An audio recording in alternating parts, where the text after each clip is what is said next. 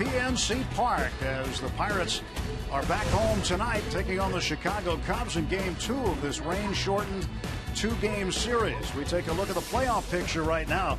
Pirates 5.5 behind the division-leading Cardinals in the division race. Are 3 games in front of the Cubs, 3.5 in front of the Giants in the wild card race. Hi again, everybody. With Steve Blass, I'm Tim Neverett. Dan Potash is with us tonight as well. Left-hander Jeff Locke takes the mound. The Pirates need a good start out of him. His last 2 starts, he went just 5 innings, Steve, but he did pick up a win his last time out against Cincinnati. Yeah, so which Jeff Locke are we going to see tonight? The guy who's been going about approximately 90 pitches in those last 3 starts where he's gone 5 innings, or the Jeff Locke that can, when he's right, can rattle off 10, 15 straight outs comfortably, pitching well. We certainly hope we see that Jeff Locke, but he's going to be challenged by this Cubs team, and they have become kind of a 3-headed threat against the Pittsburgh Pirates, so Jeff's going to have to work with these 3. Chris Bryant, Anthony Rizzo, Starlin Castro. You see Rizzo with a .452 average against the Pirates this year. Last night, the 3 combined to hit 500, 7 for 14, and responsible for 4 runs. So Jeff Locke will try to tame the 3-headed monster of the Cubs tonight, but the Pirates are armed and ready and looking to earn a split of this 2-game set. National League Central Division Baseball coming up. It's the Cubs and the Pirates on Root Sports.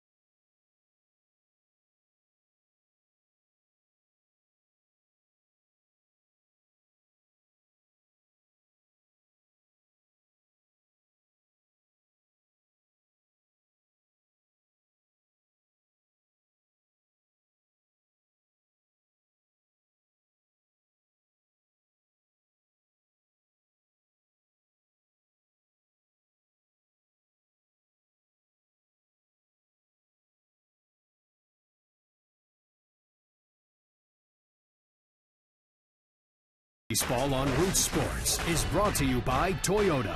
Toyota helps you get the most out of your drive. Just ask a friend who drives one. Toyota, let's go places.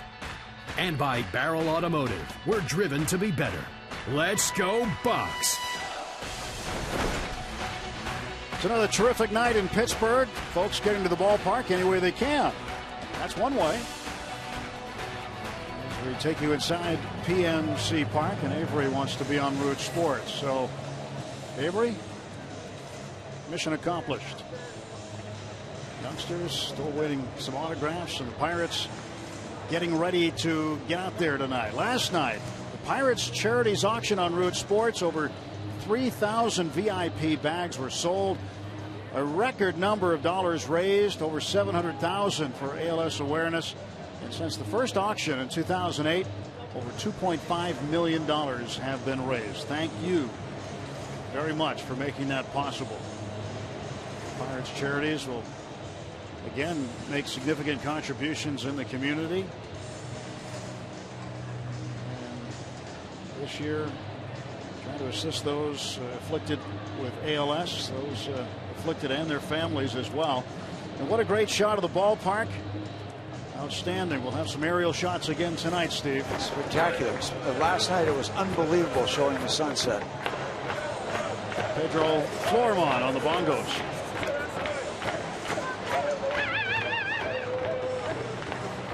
A little new pregame ritual. Pirates excited to get back out there. And Steve, excited to get back out there and get some swings because they didn't get too many productive ones last night, and they'll have to face Dan Herron, a guy they've had success against in the past. Yeah, that's about as much fun as they had last night, that dugout dance or whatever that is. And we hope they're a little more active on the field tonight because Arrieta just absolutely shut them down. So we need to get the bats going, score some runs, give Jeff Locke some support, and even this series up. Well, let's head on out to left field with Starling Marte. First, Jeff Locke coming out to the mound. Out of Center Conway, New Hampshire, Jeff Locke gets the start tonight. And Marte had to make sure everything was all right before he came out of the dugout. Marte had the best night offensively of any Pirate last night. He went 2 for 4 with a single and a double. And you know, Tim, you want to win this game obviously for a lot of reasons, not the least of which is you don't want these Cubs sneaking up on you, because if the Pirates don't get the job done tonight, the Cubs are within shouting range of the Pittsburgh Pirates in second place in the National League Central. The Chicago lineup tonight presented by Honda. Dexter Fowler leading off, then Kyle Schwarber, their young catching prospect who has been very, very good. Tons of potential out of Schwarber. Chris Bryant, then Anthony Rizzo 4th, Jorge Soler 5th, Starlin Castro in the 6th spot, the shortstop. Chris Tenorfi in left field, Dan Herron, the pitcher, bats 8th, and the second baseman, Addison Russell, batting 9. Joe Madden, the skipper of the Cubs, loves to have his pitchers hitting 8th and feels that with the personnel package he has, including Addison Russell batting 9th, it's going to be better for him and the Cubs all the way around. And well, you can't argue with the results. They've won 6 straight. And the numbers on Jeff Locke. Yeah, as he makes his 21st start. The numbers brought to you by Hyundai. And he is, as we said, had 3 straight starts with just 5 innings. So around that 90 pitch number, they start watching him very, very closely. And he is 6-6, 421 against the Cubs. Career-wise, 8 starts. He's won 1 and lost 2. The Pirates looking for the split here against the Cubbies before the Dodgers come in. It's going to be quite a stretch for the Pittsburgh Pirates in the next 10 days or so. Pedro Alvarez at first base tonight. Take a look at the rest of the Pirates defensively. Walker at second, Gong at short, Ramirez at third, Marte, McCutchen, Polanco in the outfield left to right, with Francisco Cervelli doing the catching. And we're underway. Ball 1 delivered high and away to Dexter Fowler. Fowler's reached base in 18 straight ball games. 1 ball and 1 strike. Last night it was very still here. Those flags did not get a workout last night at all, but wind blowing out tonight. Check swing, and he went, says first base umpire Mike Estabrook. I'm happy we got that shot, Tim, because the flag's blowing as you watch this call being appealed, and Pirates get the call. 2 up in the air to right field. Polanco will drift underneath it. 1 out for the Cubs. Yeah, we're talking about the flags and the wind blowing out. We were watching BP this afternoon, and I've never seen the ball flying. Well, I've seen it before, but it's been a while since we've seen balls flying out like they were. They must have lost 6 baseballs tonight. It is flying. So balls in the air, you're going to have to pay a lot of attention to them in the outfield and not be afraid of the warning track. Michael Morse, one of the new Pirates here, with his former teammate Travis Ishikawa to the right. It won a world championship together last year with the Giants. And no balls and 1 strike to Schwarber.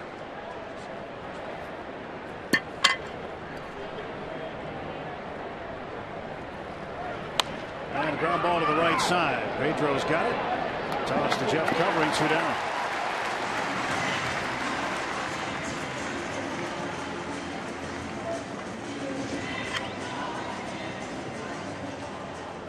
Well, 2 men out. Locke gets the first 2. Now he'll face Chris Bryant, third baseman for Chicago. Watch Jeff Locke. When he is on his game, he can make it as comfortable as anybody. He'll get that streak of 10, 12, 13 outs in a row. Just routine ground balls, pop-ups. He starts throwing the ball exactly where he wants to. He's changing speeds. He can make it look as easy as anybody when he's on. 1 ball and no strikes. Jeff's going to have to throw strikes against this Cubs team. They take more walks than anybody in the National League. In fact, they're tied for the major league lead in walks with the Cleveland Indians. 362 walks already on the year as a team. They try to use a number of pitches per plate appearance. Well, the last 2 starts that Jeff has worked, it's been 5 innings with 3 walks in each of those outings. In fact, the last 3 games like that. 2 strikes on Bryant, who has kind of cooled off since that unbelievably hot start that he had. Still very dangerous, still very good, but has settled in below 250. And he's down on strikes.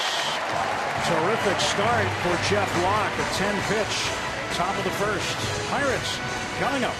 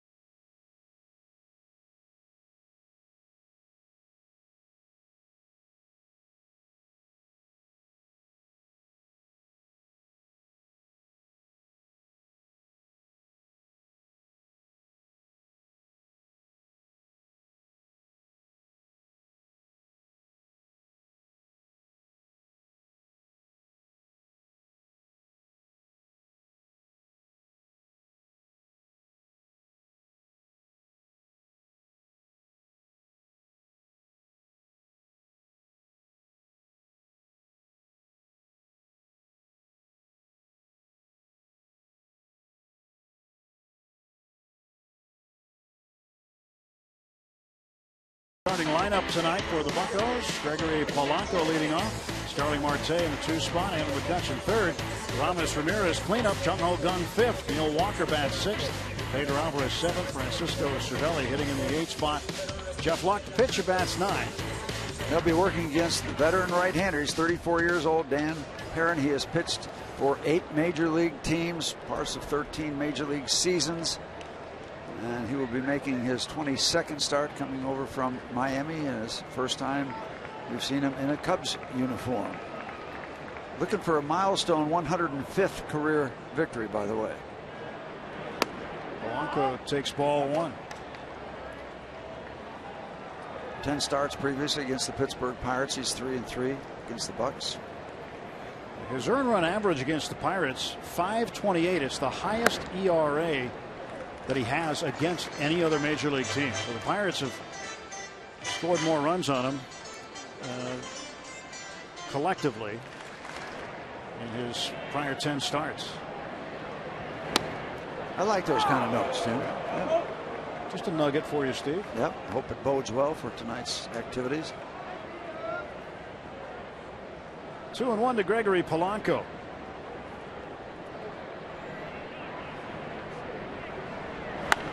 Gregory hammers one to right field. This one deep. This one's gone. A home run for Polanco to lead off the bottom of the first, and it's 1-0. Welcome to PNC Park. That's the way you do it. And that one didn't need any help from the wind. He got all of it. That 3-1 count, great hitters count, and he cashed it in. Wow, jumpstart this nice crowd on a Wednesday night. And by the way, home run number 22nd. Number 22nd. Number 22 given up by Herron. He is susceptible to giving up the long ball. And the Pirates, their very first batter of the ball game, gives them more runs than they had all of last night. And looking to add on as Marte takes a strike. Downstairs a little bit, he gets under it, as left-handers like to do. A lot of lift, a lot of distance. Early lead. It's their second leadoff home run this season for the Pirates. Josh Harrison had a leadoff home run on the 21st of April, also against the Cubs. Sweet swing. The first ever leadoff home run in the career of Gregory Polanco. And Marte goes down rather quietly. Well, if you were here last night and you're here tonight, you're already having a much better time.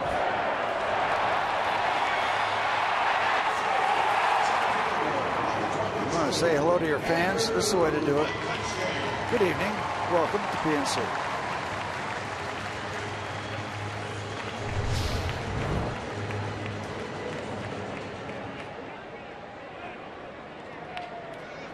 Andrew McCutchen was one of a good number of Pirates putting on a show earlier today in BP. That one called foul by third base umpire Ed Hickox. Not by much. Not by much.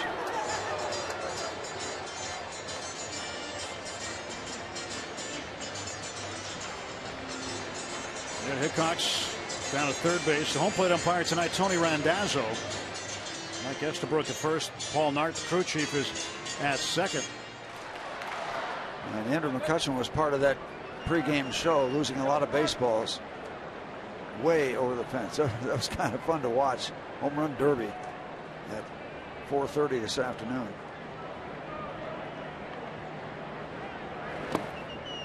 1-1 to McCutchen. Rivers Casino tips to win. Amp up Andrew. Get him hot. You're going to see good things happen. Lock up Rizzo. Look at the E. Rizzo had his first 4-hit game of his season last night, but it could have been 5 had Starling Marte not turned it into a fielder's choice, getting a force out at third base. He is red hot. 2-1. That was 3-1.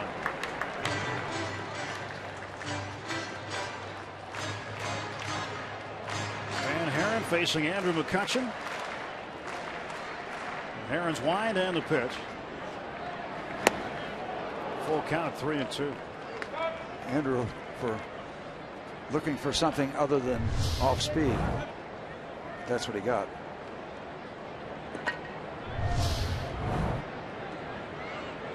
See if Herron doubles up on that or not. Ball 4. Base runner with 1 out.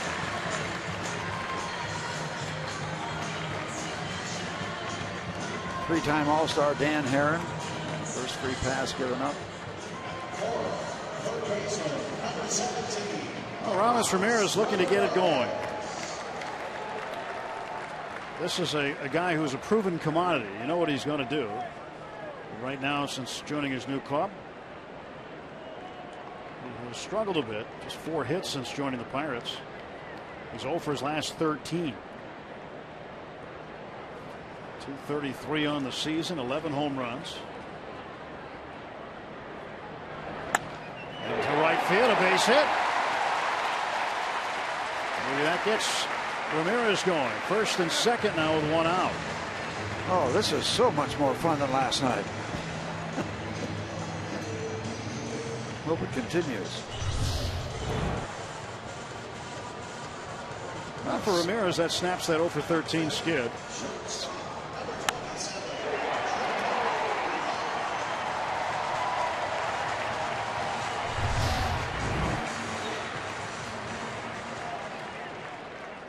Good to see.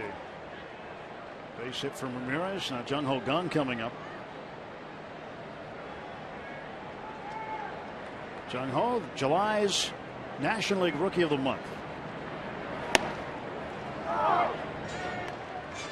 Point Park University tweets at the bottom of the screen reacting to the home run by Gregory Polanco.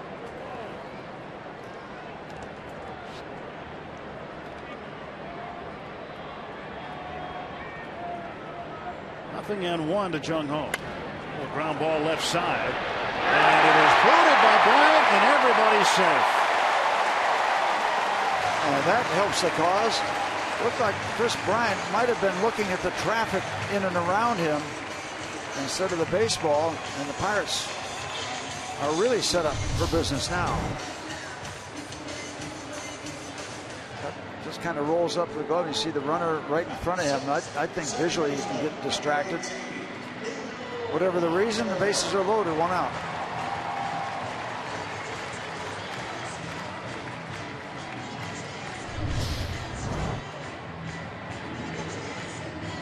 So an error on Bryant. McCutchen at third, Ramirez at second, Gung at first, and the batter is Neil Walker. Neil's hit safely in 9 of his last 11 games played at home. Ball 1 to Neil. Well, this is the kind of situation. Herron's been around. He's a very good major league pitcher, and maybe on the other side of all his real significant success. But he knows what he's doing. You want to take advantage. He hasn't gotten into this game yet, and you want to max out everything you can possibly drain out of this opportunity. Walker gets time. 1 for 4 this season with the bases loaded.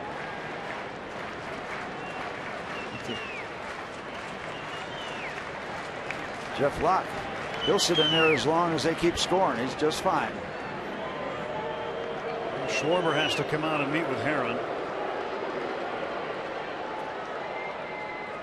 And this is not a bad situation for Neil Walker either, because now you're kind of excited. You got great opportunities to do a lot of good things, and maybe just take your breath back as Mr. and Mrs. Walker looking on anxiously to see if Neil can take advantage of this opportunity, but gives him a chance to catch his breath.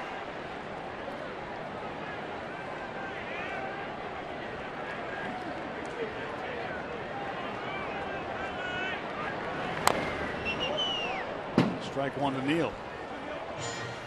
So he's got the 2 grand slams. Who could really forget that one against the Cubs on opening day a couple of years back at Wrigley Field. McCutchen third base, Ramirez second. Gung over at first. Here's the pitch. 1 and 2 now.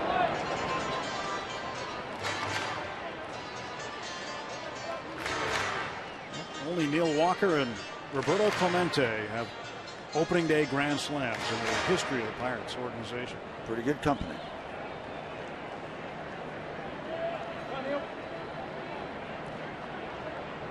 Ball and 2 strikes to Walker. Fouls it back. Neil had a pretty big home run last year in game number 1 against the Cubs, walking them off on opening day, a 1-0 win. 10 innings. I know Dan Herron close to 2,000 career strikeouts, which is phenomenal, but certainly not the fireballer he was as a youngster. Bases loaded, 1 out. 1-2. Popped up shallow left. Won't be deep enough. As Denorfia makes the catch, and there are 2 gone.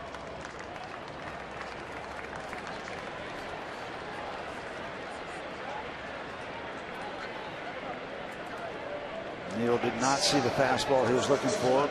Pop up gives Herron to get out of this with minimal damage. But he's also got a chance to get really stung by Pedro Alvarez. How pretty is that? How pretty on a beautiful summer evening. The ballpark is gorgeous. We've gone over that 1,000 times. But take a look at that setting right there, that scenario. That is absolutely stunning. Our city. Perfect setting. Alvarez has 1 hit against Herron in his career. It was a home run. 1 for 6 against Herron. And I mentioned that he doesn't throw as hard as he used to, and of course that takes away a weapon for any pitcher that has been around a long time and can't throw as hard as he did. And it makes it difficult because he's really got to be that much more perfect or toward perfect. Breaking ball in for a strike. You see that at 76, 75 miles an hour. So obviously he's got to do a lot more pitching than throwing. Did a lot of that when he was younger because he could get away with it. Now he's just got to be kind of pinpoint. 1-1 to Pedro. And again, something other than a fastball. The curveball was 75. That one, whatever it was, at 80 miles an hour. Alvarez behind in the count, a ball and 2 strikes. You look at these situations after a lot of slow stuff. Is he going to show him that okay fastball, which could look like a freight train after the slow stuff?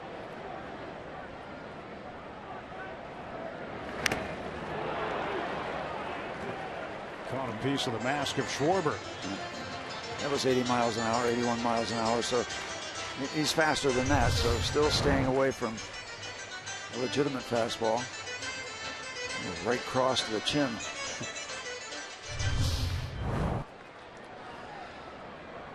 That's okay with him. He's getting hit like that in the big leagues instead of AAA. May as well get, if you're going to get hit, may as well get hit here. Yep. There he goes up to 85 miles an hour, trying to get away with an okay fastball, just okay. Upstairs, but Pedro stays alive. Leadoff home run by Gregory Polanco. Bases are loaded, 2 men out. Pedro Alvarez ready for the 1-2 pitch from Dan Herron.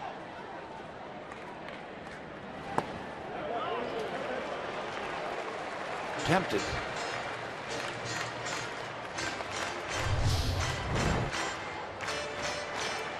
A breaking ball that is not a strike but close to it. Boy, when that's coming over home plate, that is hard to take. You don't want to get rung up here.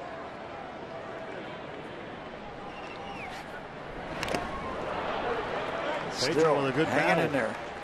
Battling him right now. And not that it's ever any easier, but you're trying to time the slow stuff. Trying to stay with that, knowing that there's a good chance maybe you can catch up with that average fastball as opposed to some of the other fastballs you see. Herron getting set to deliver the 29th pitch of the inning.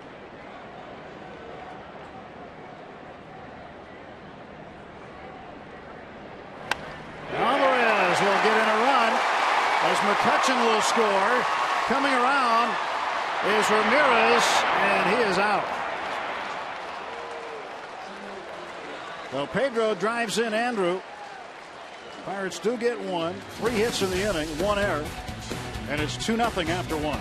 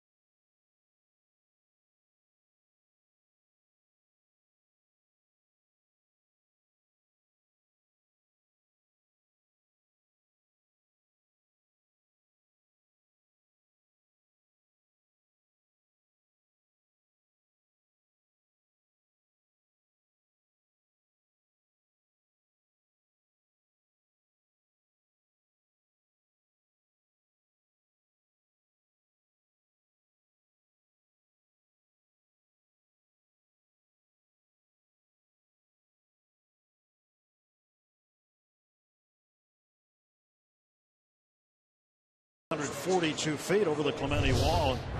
Ramos Ramirez getting thrown out of the plate on this RBI base hit. McCutchen scores easily. Pirates trying to be aggressive with Ramirez. And he was out by a long way on the throw from Denorfia. Yep. Good throw, and you take your shot there. Again, it was a good throw, and when it's on time like that, you wonder if a guy should be sent, but there are a lot of throws that are just a little bit off, and you're going to score on that play. So aggressive, take your shot. Sometimes you win, sometimes you lose.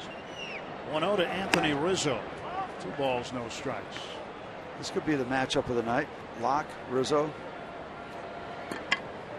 When it comes to Rizzo, it doesn't matter if it's a right-hander or a left-hander. You see him right equally abusive to both. Yeah, and he's right on top of the plate. I mean, he does not let you work on the outside part of the plate away from him because he is leaning over. That pitch is sweet on the outside corner. He has no fear of anything inside. He gets hit a lot, but he hits a lot. This one in the air to center field. McCutchen drifting over toward left center. 1 out. Good work for Jeff. So 1 gone for the Cubs in the second. Jay Happ, last night's starting pitcher, went 4 1/3. Struck out 6, but gave up 4 earned runs and 8 hits. It's kind of a mixed bag. He'd strike out a guy, then give up a hit, strike out a guy, give up a hit. Just a ton of Cub base runners last night. 25 runners. I mean, eventually you got to get hurt. They left 15 on base. And they stranded 15 runners. You know, again, the score is 5-0. It could have been a lot worse. Well, it felt like a lot more, for sure. Right fielder Soler. 0-1 is inside. Archimedes Caminero. Looks like he's made some adjustments, Steve, because his last couple of outings have been pretty good. Very good. Caminero had a couple of back-to-back outings where he gave up two-run home runs and then really settled down since, and he's found the strikeout pitch again. Yeah, what, 6 strikeouts last night in his outing? It's very impressive. Strike 3, got him on the inside corner. There's the Jeff Locke fastball inside corner to right-hand batters. If he's got that going, well, sit back in your chair because he'll do some pitching. See how Cervelli catches this ball. Oh, nice. See that little late movement on that ball from one side of the glove to the other? Yeah, that's not really the definition of late movement on a fastball. Well, yeah, it moved in the correct direction. It did. Starlin Castro, shortstop. Takes ball 1. Castro, good night last night. Some aircraft off in the distance. We're getting that shot from our aerial coverage tonight. That's one of the refueling aircraft, we understand. Well, that's good because you don't want to run out of gas up there.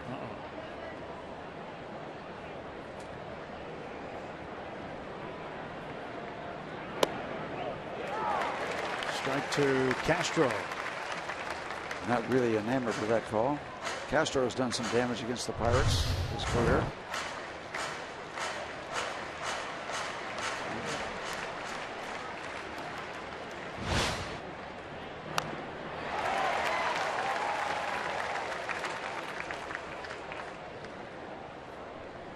Aerial coverage provided by DirecTV. If you call yourself a sports fan, you got to get DirecTV. Call 1-800-DirecTV.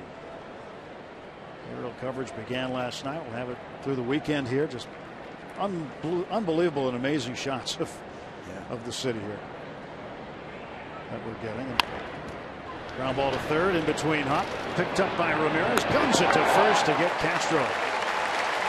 6 up and 6 down for Locke to start the ball game. 2-0 Pirates after an inning and a half.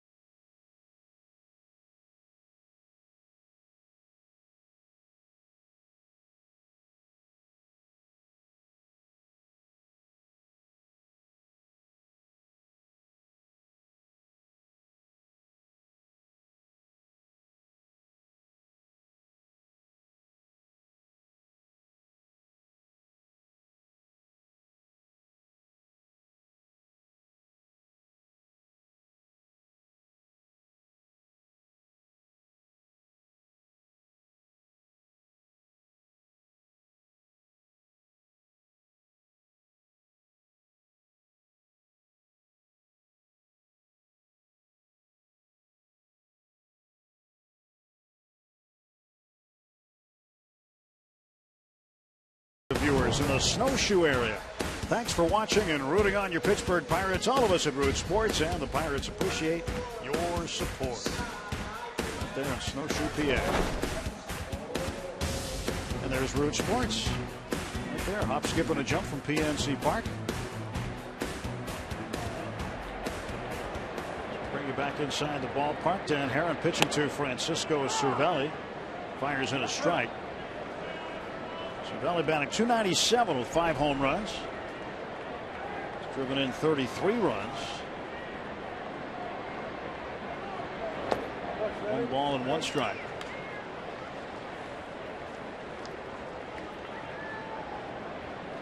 Last time out for Dan Herron. Very effective work against Washington. 6 innings, just 1 run given up, but his team didn't get any. They got shut out 1-0. To right field, Soler drifting back.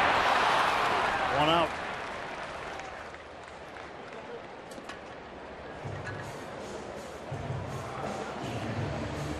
You got to wonder, Steve, how difficult it can be for visiting teams' right fielders to really learn how to play the warning track in the wall here. Soler had a problem last night with a ball hit out there. Yeah, he was concerned about the warning track, and on top of that, a lot of different surfaces. You can get off that fence, that chain link fence. It can hit and just die there. It can go off some of the support things and take off sideways.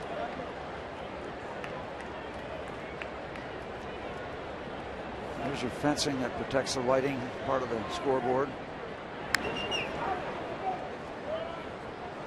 2 strikes on Locke quickly. Jeff is 3 for 27 on the season. I have a feeling there's a chance he can go deep tonight.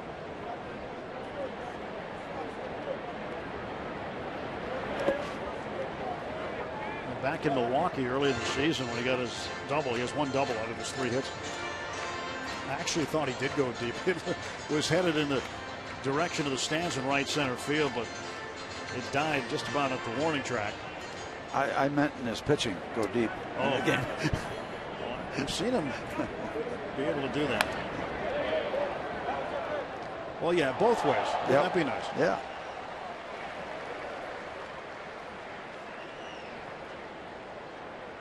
Gregory waiting his turn again. Got to be nice going up to the plate next time after you've hit one out the first time. Frustration for a veteran pitcher not being able to do what he wants to do against his mound opponent that he feels he should be able to put away. AJ went deep this year. Yeah, he did. It's the Cardinals. Locked down on strikes, 2 away. Back to the top of the order. We want to see your strongest fan photo. Use the hashtag #PitDataStrongFan, and you just might see yourself in an upcoming broadcast. It's brought to you by T-Mobile. Again, hashtag #PitDataStrongFan. We're going to show you a picture later tonight.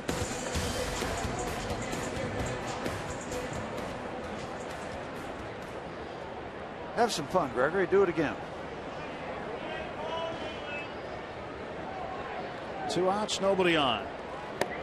High and outside. It's home run number 5 for Polanco. 31 runs batted in on the season.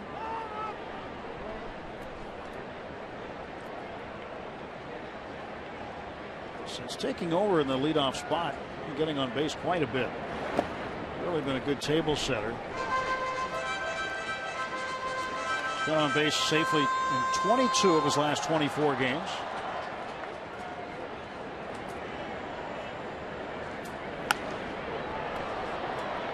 Popped up.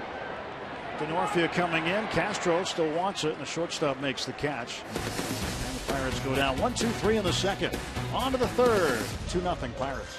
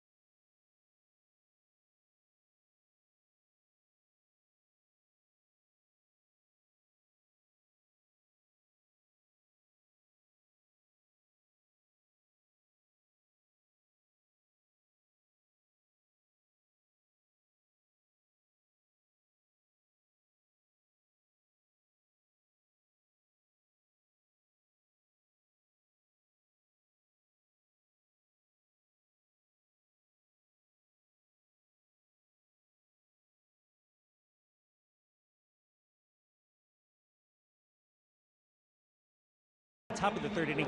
No secret here that Andrew McCutchen is always willing to go that extra mile on the field. And if you didn't know, he's actually willing to go that extra mile off of it as well. This afternoon, a little busy as a special guest arrived via helicopter. Of course, I'm talking about 12-year-old Cameron Pittman, a Make-A-Wish child who had a first-class arrival as Kutch awaited him. And the two had lunch here at PNC Park. He also got his own personal tour outside the clubhouse and in the clubhouse. Pittman, who was battling Hodgkin's lymphoma, was all smiles as he helped the Buccos prepare for the game. I mean, everything. Took the balls out to the bullpen, actually brought out the lineup card. Andrew and others, all smiles with him. In fact, we'll bring you this story in complete detail on a very future edition, or soon-to-be future edition, of Inside Pirates Baseball, guys. All right, thanks, Stan. Chris Denorfia leads off with a single to right field. That's the first hit off of Locke tonight. How special is that to come to the ballpark in a helicopter? You step out of the helicopter. That's enough in itself to land on a baseball field, and who's there to greet you but Andrew McCutchen? That's pretty slick. It doesn't happen every day, that's for sure. But Kutch has gone out of his way time and time again to make youngsters feel good and make them feel special.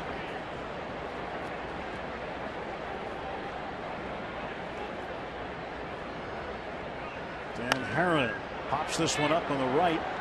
Pedro chasing it, and that will be up in the seats.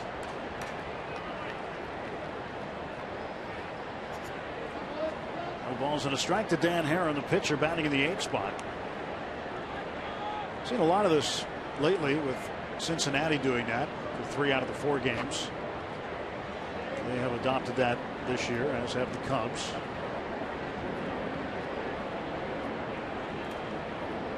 There he goes. Now he squares around. Locke throws to first. Well, why do you suppose he just didn't square around right away and get it done? Fair question.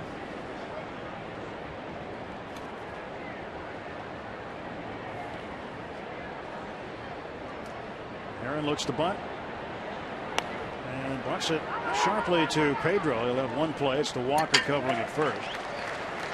The sacrifice moves Denorfia into scoring position at second base. This Friday, the Buccos open a weekend series against the Dodgers. First 20,000 get a T-shirt designed by Kutch, thanks to Mrs. T's Pierogies. Join the Barrel Automotive block party on Federal Street before the game, and enjoy live music, food, beverages, games, and stop by the Line and Kugel Bar as well. For tickets, pirates.com/free shirt Friday. Kutch's T-shirt on Friday when the Bucks return after day off tomorrow. Pitches inside to the 9-hitter Addison Russell, second baseman. You got Friday Night Rocks. You got the T-shirt. You got Cole. You got Kershaw. You got yourself quite a Friday night. 1-0 with a count. Now it's 1-1. Yeah, it should be an exceptional atmosphere. I mean, all week so far, including the rainout on Monday. It was a great crowd prior to it being rained out. Wonderful crowd last night of nearly 35,000. Looks like we're right around that mark again tonight. I think we're going to have more. But yeah, great stuff. Pickoff attempt, and the deflection went right over to Jung Ho.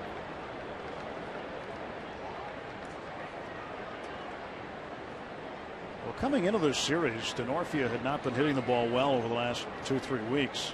Well, we got him fixed, didn't we? Something happened last night. He had 3 hits, and he's got a leadoff single here in the 3rd inning.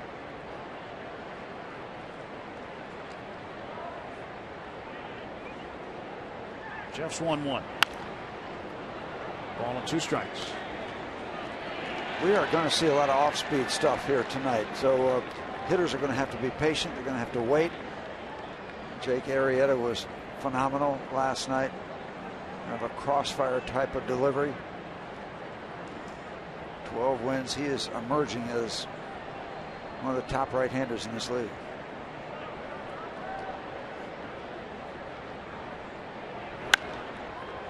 To right field.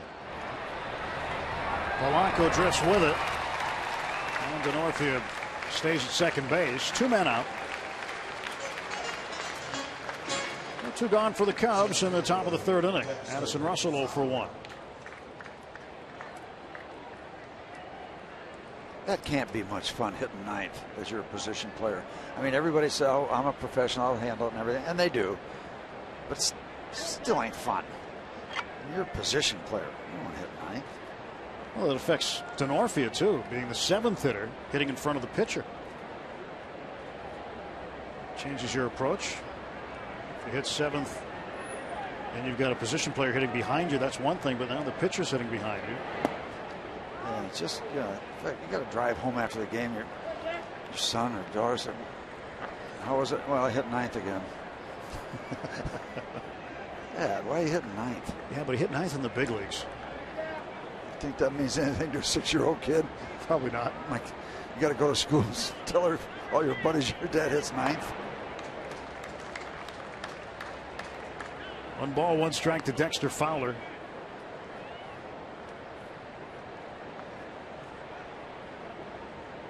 Fowler, very good athlete. Could have gone and played basketball at Harvard. Excellent student as well. He ended up with the Rockies organization, came up with him through the minor leagues. And he pops this one up to left center. McCutchen makes the catch, and for the 2nd time in 3 innings, Jeff Locke has a 10-pitch inning.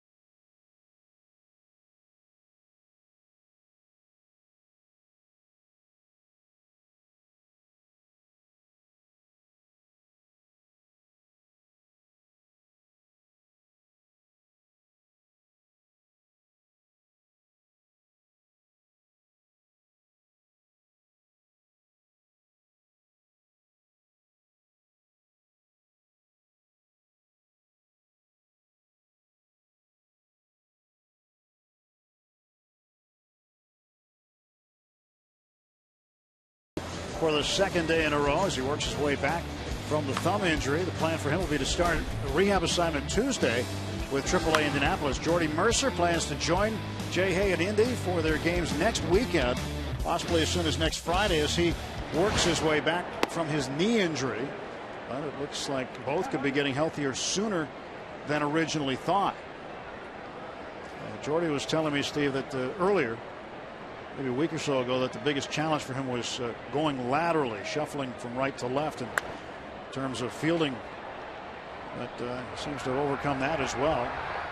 Marte flies to center field to start the Pirates' half of the 3rd inning. And the approach tonight is going to have to be wait and wait and wait, because you're going to have a good chance to catch up with a fastball if and when you get it. Aaron doesn't throw that hard anymore. A lot of soft stuff. A lot of soft stuff. You got to be very patient. Hold your ground. And major league hitters have a tough time doing that. They're geared up for fastballs, and you see a lot of swings that are out in front of that delivery. 76 miles an hour. Seen a lot of stuff around 80, 81. And then that fastball will top out at 86, maybe 87. 2 balls, no strikes. O'Haron last year sent from the Dodgers to the Marlins, and he reluctantly went.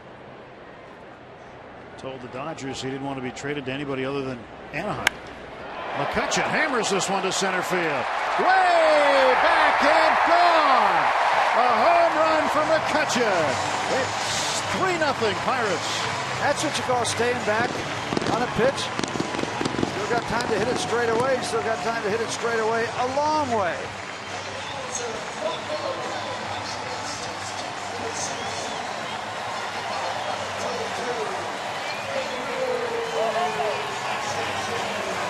$85 miles an hour.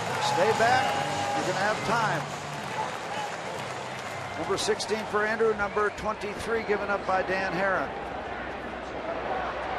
McCutchen has now scored 2 of the 3 Pirates runs. Ramirez pops this one up. Foul ground by the Cub dugout and off the roof of it for strike 1. That's what we saw all afternoon, didn't we? These kind of shots here. Yeah, kind of an uppercut. That ball right down Grant Street. Just get under it. Let it fly.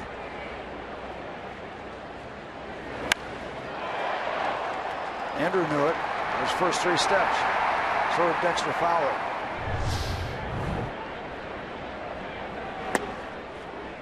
A strike call. Pirates have homered now, Steve, in 8 of the last 9 games.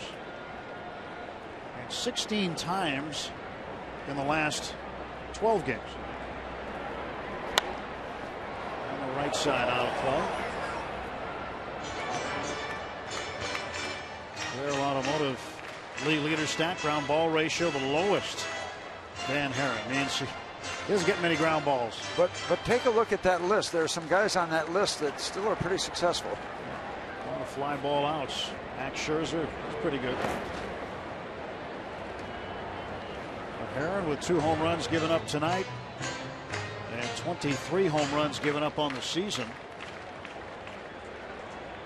Catch with a solo shot. RBI number 67 for him.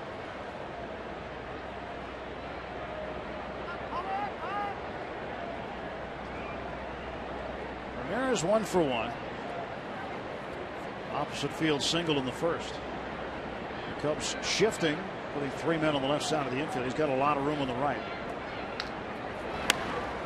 This time it's popped up back a third. Castro and fair ground will make the catch for the second out of the Pirates' third.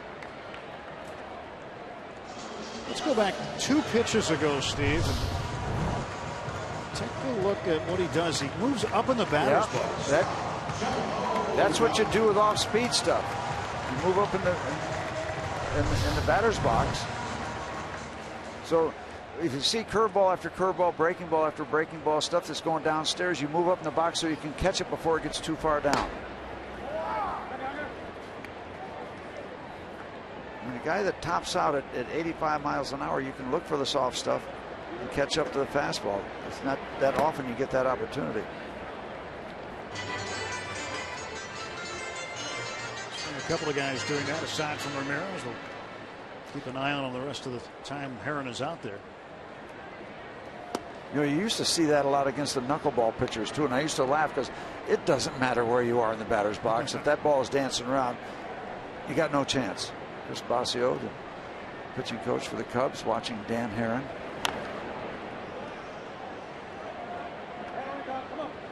You don't have to see the knuckleball very often anymore. R.A. Dickey is pitching with Toronto, and with the Boston Red Sox, Stephen Wright, who throws a knuckleball. Trying to think if there's any others. I think those might be the only 2.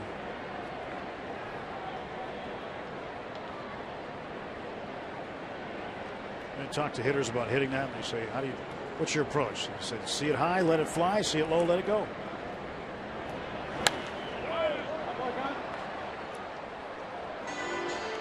I tried one in a major league game when nothing else was working. Lou Brock hit her over the fence, and in the post-game interview said he hit a hanging slider.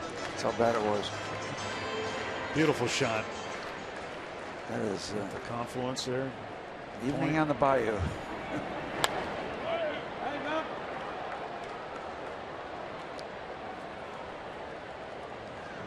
Whether it's a curveball going down or a slider, a breaking ball going side to side, you move up in the box, catch it before it does a lot of breaking.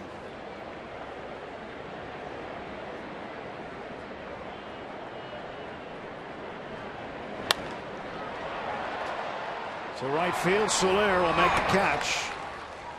1 run on the home run by Andrew McCutchen. Traveled an estimated 431 feet for home run number 16. No doubter to dead center field.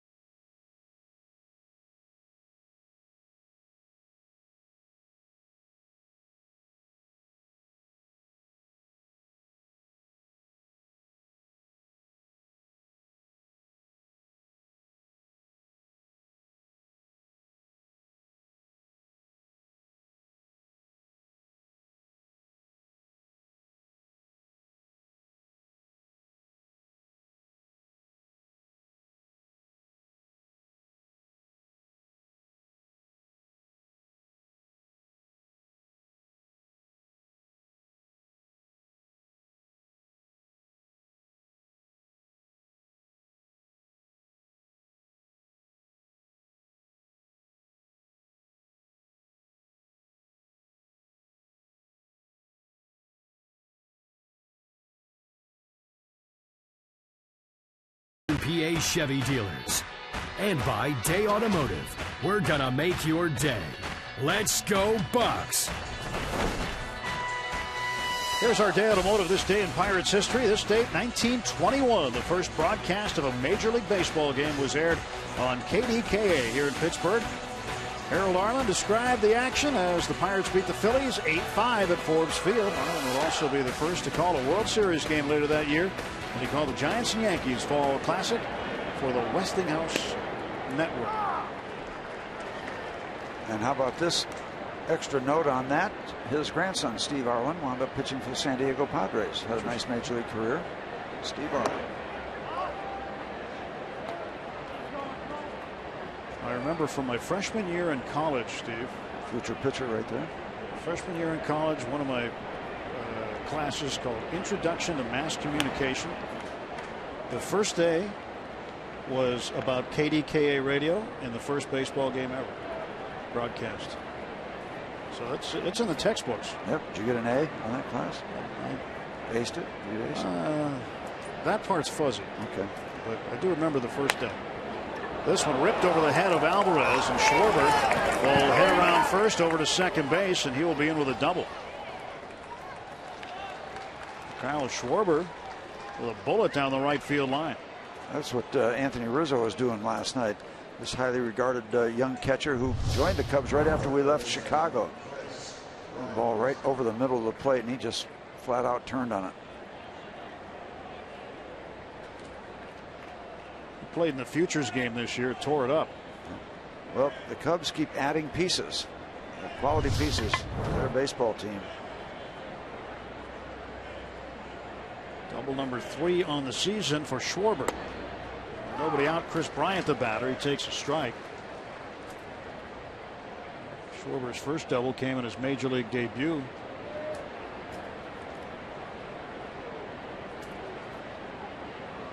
Chris Bryant facing Jeff Locke in the 0-1 coming.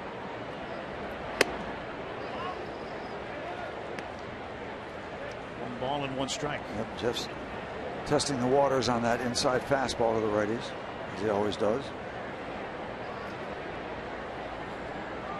This inning will be a test for him.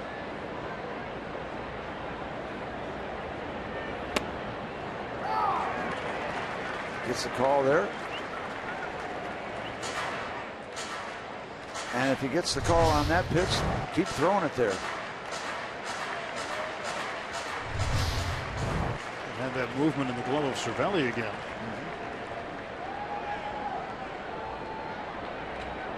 1-2 to Bryant. Got him swinging. Second time he's gone down on strikes. And Locke now with 3 strikeouts. You get a chance to see that. It looks like he's, after going inside, they wanted outside, and that's a nice switch from just pounded it inside, go out there, and you got him on location right there. That's a nice delivery after being inside all at bat.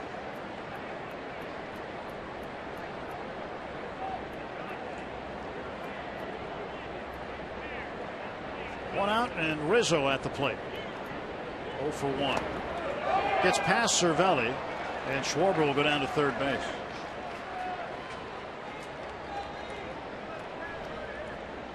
Wild pitch for Locke.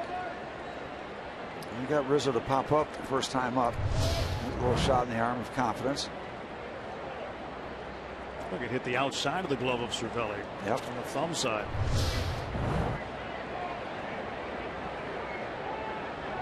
Well, against a hitter of Rizzo's quality, Pirates will play back. They'll concede a run here.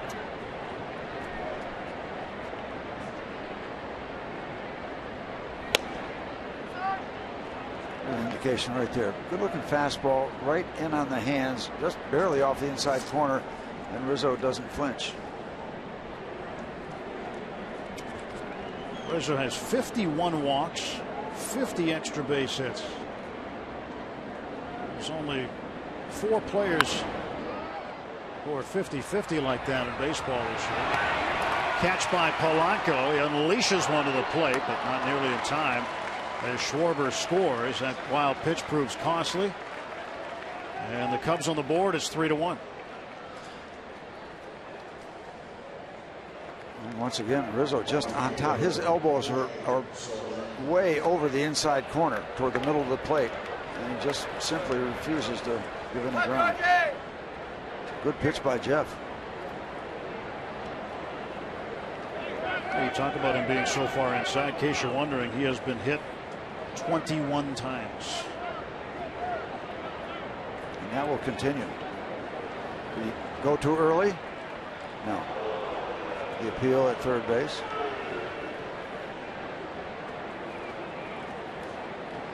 What do you got to lose? Appeal it if you think there's a shot. That's what you should do. 2 outs, base is empty for Soler. Strike call. Yeah, the 21 times that Rizzo's been hit, easily the most in the National League. Ground ball to short. Gunn throws him out. 1 run, 1 hit, nobody left. Cubs on the board, and after 3.5, it's the Pirates 3, Chicago 1.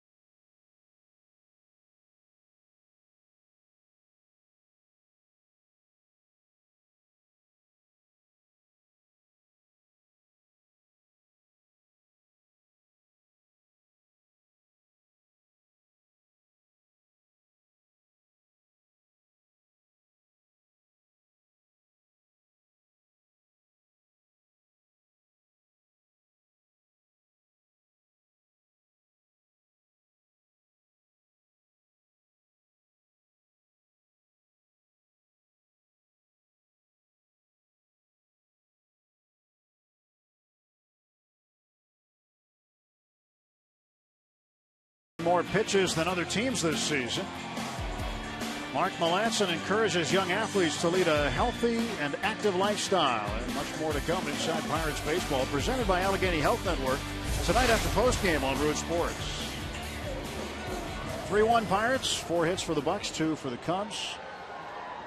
Home half of the 4th inning with Steve Blass and Dan Potash. I'm Tim Neverett, and number 28. They're calling for you, Steve. All right. Yep. Took me a while to build that sign. I'm glad they bought it out tonight. How much did you pay that kid to carry that around all day? How much as he wanted. Drive a hard bargain. Walker's 0 for 1. He flied to left in the first. So it's popped up into the seats. Quickly 0-2 to Neal.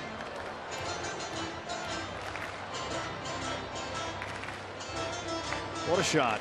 Just full house on a Wednesday night. Anytime a blimp comes here for any reason, they got to love it because of the setting. It just lends itself to that kind of beauty. 1-2 to Neal.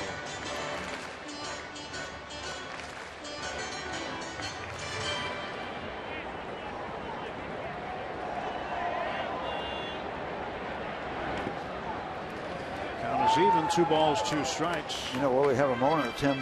Tonight is dental appreciation night at the ballpark, and they had some folks from various dental operations around out on the field, but they didn't have Dr. John Haspel and Haspel's Heroes. My dentists, award-winning group out in the South Hills, have been highly decorated. Love to see those shots of the bubblegum bucket. Haspel's Heroes here in force. Dr. John and all the men and women. Glad to see him and recognized up on the billboard.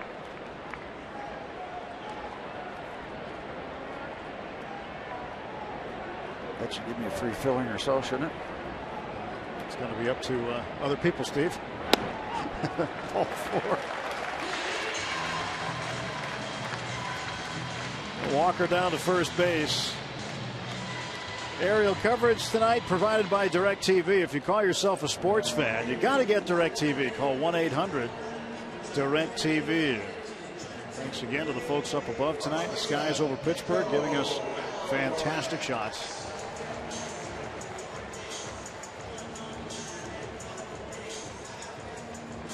Pedro Alvarez with nobody out and a man aboard. Had an RBI base hit in the first. His 52nd run batted in.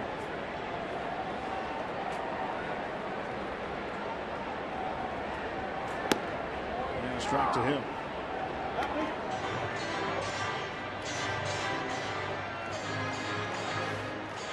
Pedro had a pretty good at bat in the first off of Dan Herron. Fouled off a number of pitches before ending up with that opposite field single. Scored Andrew McCutchen on the play.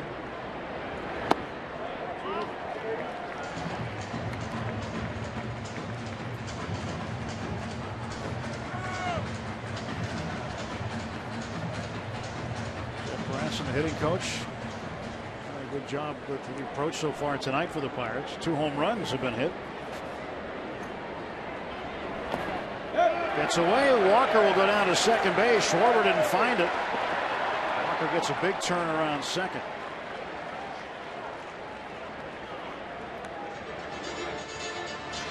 Wild pitch. Schwarber had springs in his glove on that one. Boing.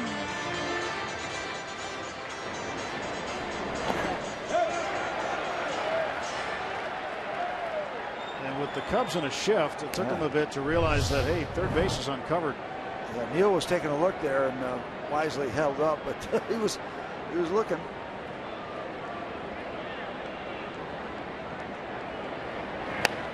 This ball is such a pounded foul. Yeah, there's some subtleties involved with a shift now in terms of what you have to do, reactions, different plays, create different scenarios. You have to be alert to what's happening if a base is unguarded.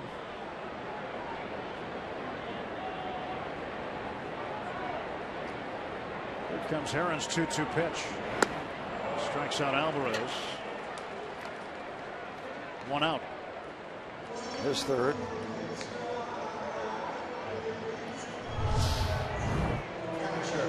Stayed away. That pitch well outside.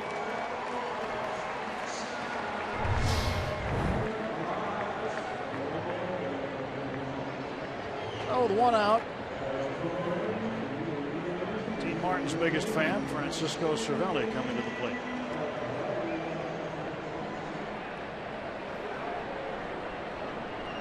I wonder if Francisco's ever been to Steubenville. Oh. That's a good question. I haven't thought to ask him that yet, but it is I think the most unique and different walk-up song in Major League Baseball. Absolutely.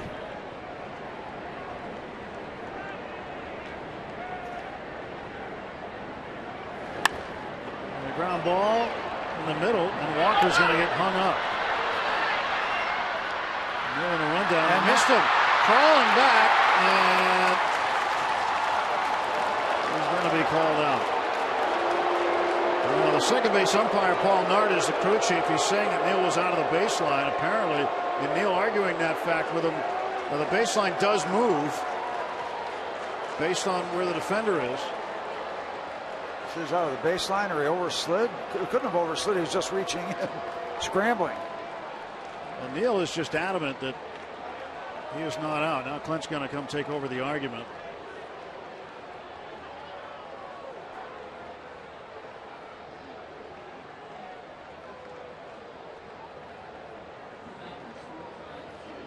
This will be interesting to look at now.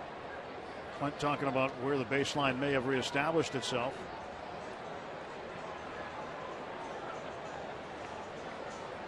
We've seen some rundowns that J-Hay has been in, including one against the Cubs. Yeah, they're different. That Unbelievable. you'd look at it first look and say, oh, he's out of the baseline, but no, because of where the ball is thrown and caught, it moves a little bit.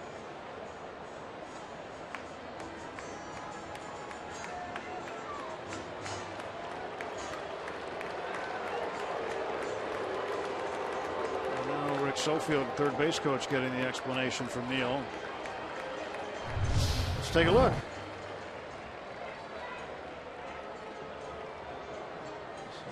Well, that's an abrupt change there. But I didn't see an early call.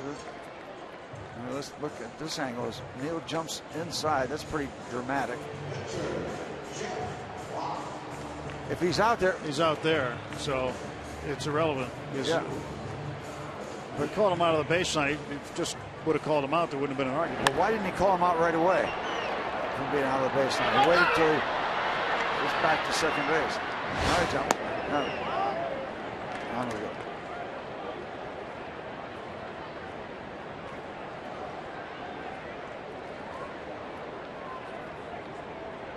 One and 0 the count to Jeff Locke. Two men out. See him getting tagged right there before he touched the base with his right hand.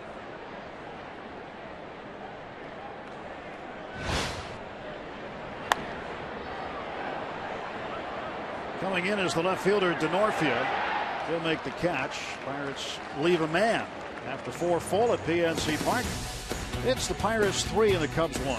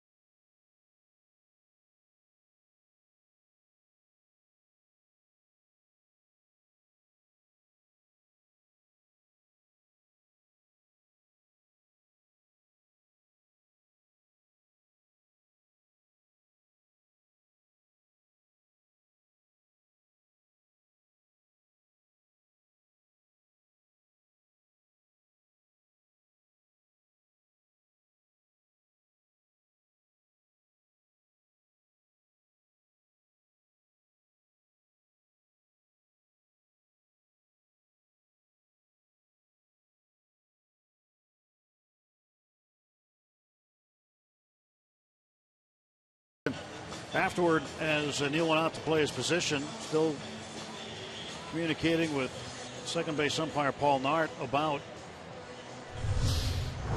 the play and the call that Neil was out of the baseline. He was ultimately tagged out anyway. So Starlin Castro will lead off the Cubs half of the fifth. Takes a strike. You were saying about Michael McHenry, big hit for him. I was reminded of a big home run he had here against the Cubs. I think it was the 8th inning of a game against the Cubs here, a handful of years back. Good to hear he's doing well. We'll see him at the end of the month, 28th. The Rockies show up here at PNC Park. There's a bouncer past the mound, charging as Walker. Castro is out. There it is. There's your sunset over the mighty Ohio. That is the one they had last night in this. I mean, just it's a gorgeous time of the day to the naked eye, but boy, you see it from that angle. It's just it is a picture. It's a postcard. It really is a postcard. Mother Nature can be a good artist. Yep. A lot of postcards around this neighborhood. Left fielder Denorfia. Strike one to him. Base hit and was stranded at second base in the third inning.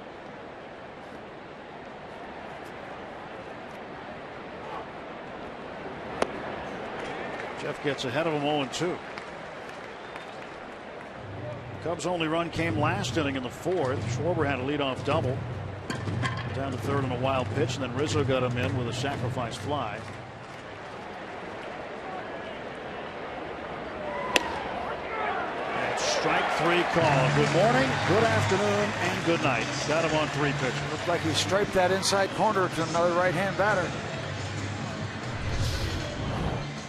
Cervelli's in there, sitting on that corner. Here we are, showtime.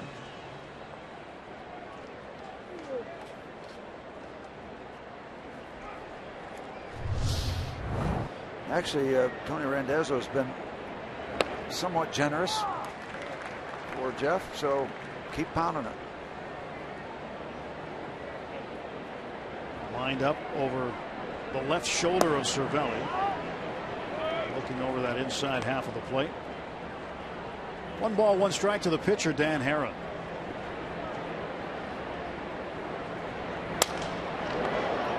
It's toward the middle, backhanded by Walker. A good throw to Pedro.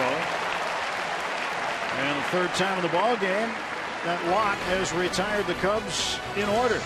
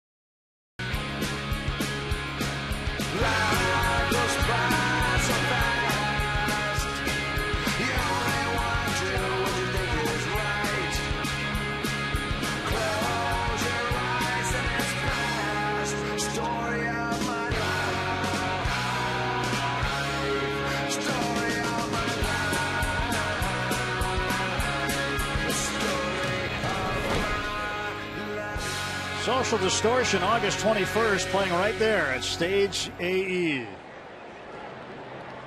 Video courtesy of the Allegheny Health Network Supermo. 3-1 Pirates, bottom of the 5th inning. Game 2 of this rain-shortened series. Monday night's game rained out after 4 innings. We'll make it up sometime later in the season at a to-be-announced date. Cubs winning last night 5-0.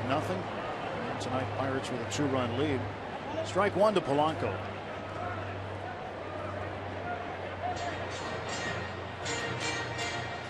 I see the Pirates get to work and stretch this out a little bit. They've got the lead, but not significant at this point. 3-1. Good, but you'd like to make it better. Popped up, middle of the infield. Castro, the shortstop, will take it for out number 1. More music to tell you about. Roll into PNC Park Saturday when we roll out the stage for Fan Jam. It's presented by Highmark. Catch the Bucks and Dodgers at 4:05 in the afternoon and stay after the game for a Fan Jam concert featuring chart toppers OAR. For tickets, go to pirates.com.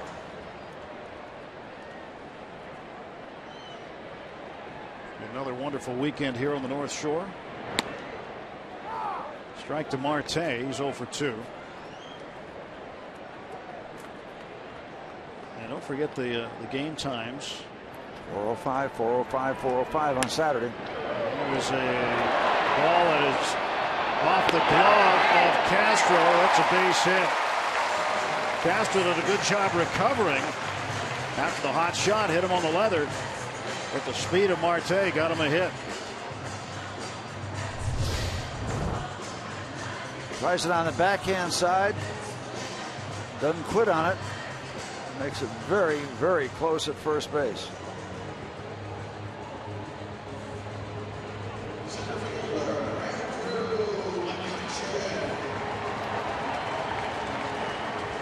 Another look.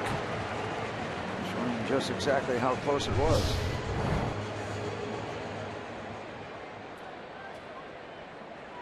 Marte has 20 steals, just in case you think that he might think about heading for second base.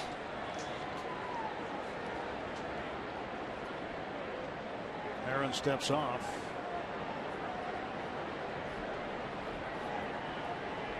McCutchen has 5 hits off of Dan Herron. He's 5 for 16. 3 of those 5 hits have been home runs.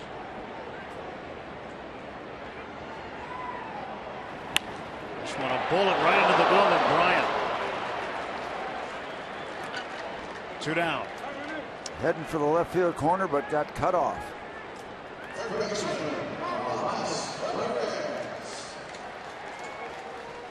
Well, a hard hit ball by McCutchen. This is what it looked like from the blimp.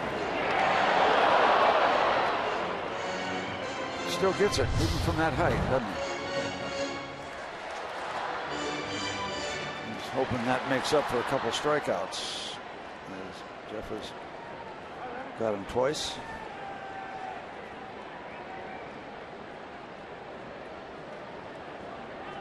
Two down, Marte at first base, and Ramirez 1 for 2 tonight.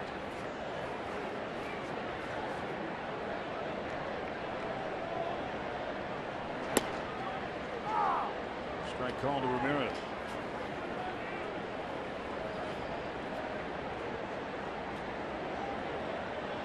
Herron making his first start with the Cubs since being traded by the Marlins.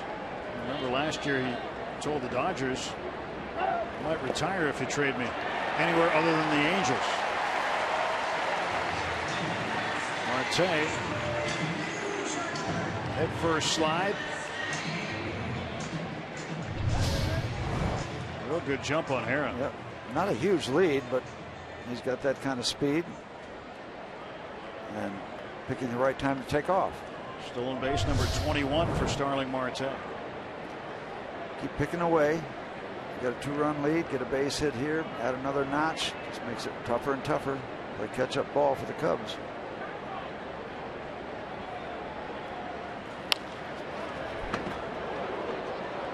We've been talking a good bit about home runs tonight, and Willie Stargell, this date 1969, hit the first ball out of Dodger Stadium. And, I watched it go all the way, 506 feet off Alan Foster, out into the parking lot, the right field wall, and out of Dodger Stadium. Still have a sign there commemorating it. Tremendous shot. He hit one later on also that went out. This was the first one, I believe. Yeah, there's 2 placards out there behind the right field grandstand at Dodger Stadium commemorating it. One is the 506 feet. And don't forget the extra 6 inches they measured. Right, yeah, don't want to forget about that. And the other one was 4 something, 4 and a lot. Oh, that's into the outfield. Marte is going to score. Crossing pattern. Once again, a lot of traffic. And the Pirates get the benefit of some confusion on the infield. Doesn't matter how you add on. You see everybody conversion. Marte goes by, and then Castro pulls up as Bryant crosses in front. Congestion. I got it, I don't got it. Yep. Starting to look like the Parkway West.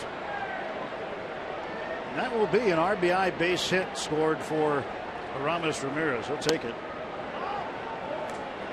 And it's now 4-1.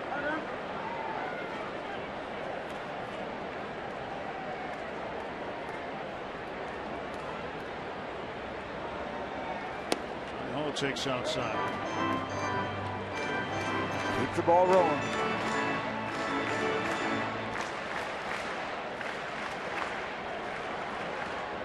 Two balls and no strikes to count. And a base hit. Well, the inning stays alive. Jung Ho with his first hit of the ball game. First and second with 2 out.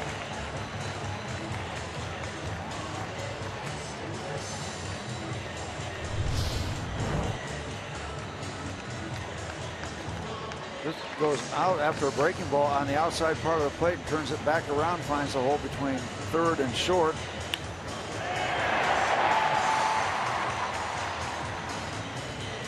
Just keep pecking away. Jung Ho's been working hard on his English. Yesterday, I went in the clubhouse. I said, Jung Ho, hello. And he said, what's up, man? So you know, we'll be making commercials. He's picking it up. Yep. Gave me a what's up again today. Right in the glove of Addison Russell off the bat of Neil Walker. Yeah, and they're starting to time it up now. As we had 1 shot to third and now 1 shot to second.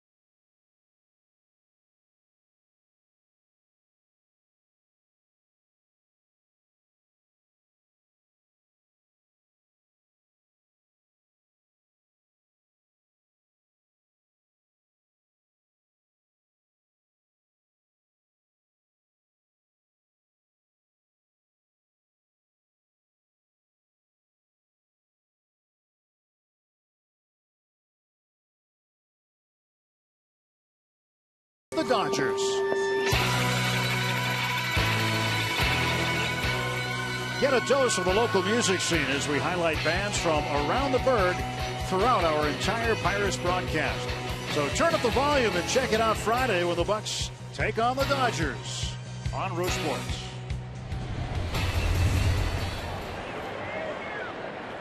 Pirates rocking a little on a Wednesday night. The UPMC scoreboard shows the Bucks in front 4-1. Ramos Ramirez with an RBI base hit. What's your over-under number for the number of strikeouts Friday night? Ooh, that is a good question, Steve. Think about that for a minute. Maybe talking about combined, right? Yeah, I'm going to say 23. 23 will be the number. Chris Bryant and Starlin Castro, the shortstop and third baseman, talking about what happened on that play where Ramos Ramirez hit that ball, and they got a little confused. Yeah, I think Bryant created a little bit of a problem for Castro, not knowing whether he was going to get the ball and cutting across in front and the runner coming in.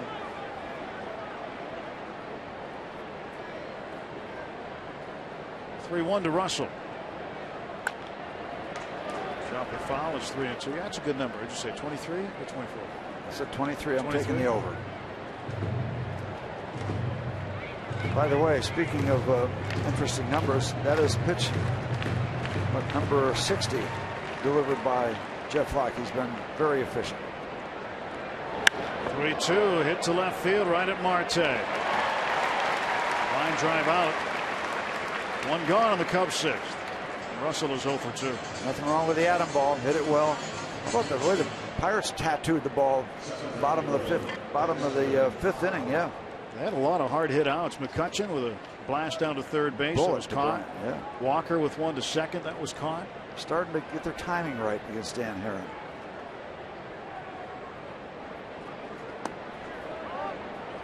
Dexter Fowler is 0 for 2. He was flied out twice, once to right, once to center.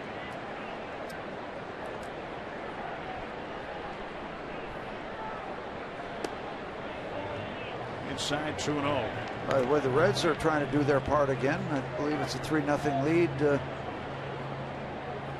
into their ball game. Cincinnati leading Cardinals 3-0. Sixth inning there.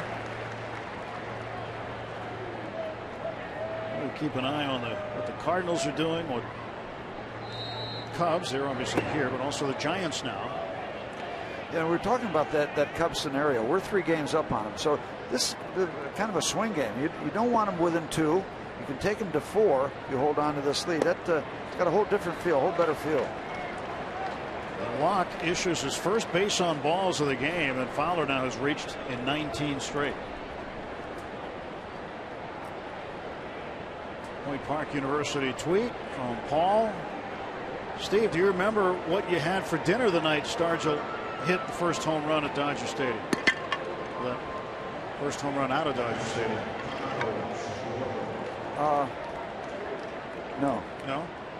No, but I would have bought Willie a steak. He scored 11 runs that night. You got a complete game. Yeah, I did. Never ate much dinner before a ball game. Just yeah, right. You want to be hungry, right? Yeah, you want to be a hungry athlete. Kyle Schwarber takes outside ball 1. Schwarber 1 for 2 with a double and a run score.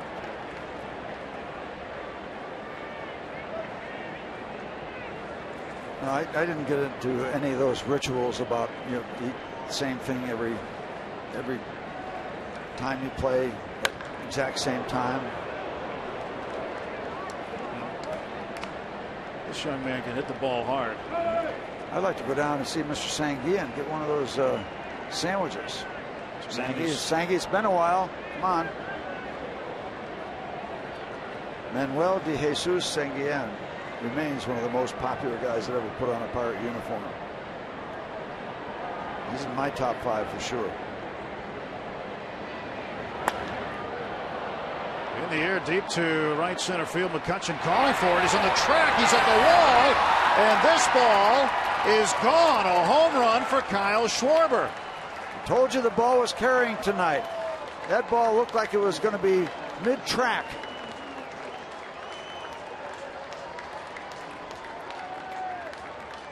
It's now a one-run game as Schwarber hits his 5th career home run.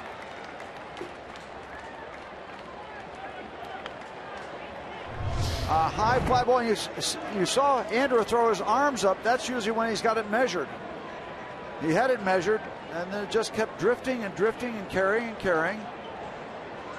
And Andrew finally ran out of room. And now we talked about the last 3 starts for Jeff. They were 5-inning starts. All of the last 3 in that 90-pitch range, but he's just at 70 now. But there's activity in the Pirate bullpen. It's now a 4-3 ball game. Well, the young man's got the home run ball. As you saw, it was just a wall scraper. It landed in front of the seats in the front row.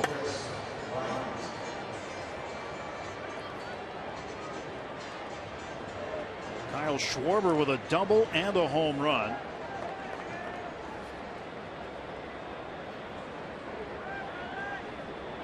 Chris Bryant, the batter. And the walk to Fowler right in front of Schwarber really hurt. Just one walk, but just happened to come at the wrong time. He's handled Bryant very well tonight. Ground ball to continue. Bang at first. Play took a little long to develop, but Bryant is out, and there are 2 men gone in the Cubs' 6th. Yeah, he's got good speed. He's got deceptive speed. He's a big guy, but he's stolen 10 bases, and he made this interesting on a routine ground ball to short.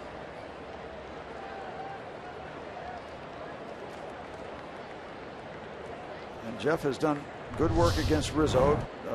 Last time happened to be a guy on third base, and there's a fly ball to left field, so he's gotten him to hit 2 fly balls. And this ball game is tied. Anthony Rizzo, home run number 21. It's 4-4.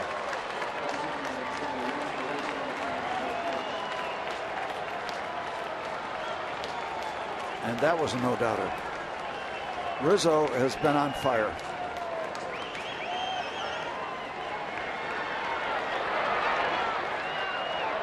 And that's going to be it for Jeff. As he went, look at the location of that pitch. Down and away, breaking ball. This is how good this guy is right now, or how hot he is. Goes down, turns it back around with a lot of distance. So Jeff Locke done for the night. And Jared Hughes will be called upon in the top of the 6th inning as Anthony Rizzo has tied it with a home run.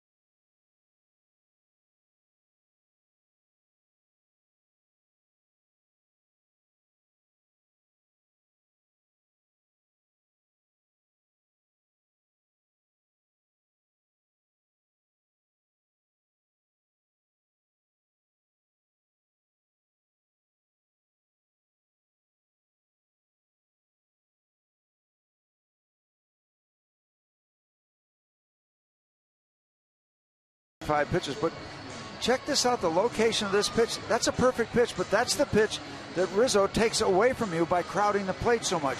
So now it looks like a perfect pitch, but with him standing where he is, it's no longer a perfect pitch. You've got to go out further, and if you do, he'll take it. that's what he does by crowding the plate as much as he does. Jared Hughes' first pitch to Jorge Soler is a ball. The last time that Jeff Locke had given up 2 home runs in an inning was also against the Cubs on May 15th at Wrigley. Broken bat, spitter out into center. Soler with a base hit.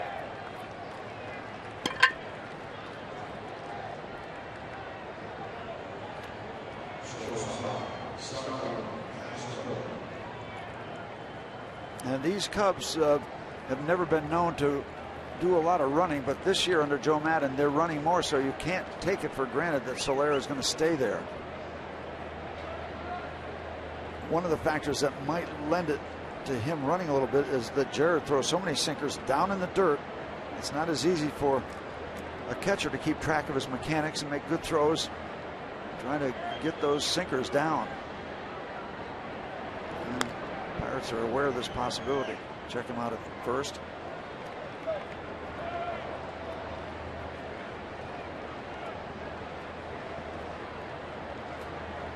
Castro's grounded out twice, once to third, once to second. Backs out of the way of that pitch. And ball, no strikes to Starlin Castro.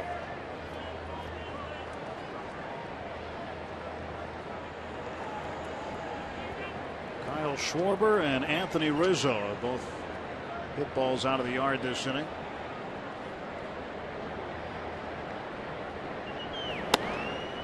It's inside 2-0. So even those 2 sinkers thrown to the right-hand batter down and away, and they're on a catcher's glove side. So when the runner goes, he's got to go down and get that ball. He's got to make a transfer quite a ways from that pitch that's away from the throwing hand.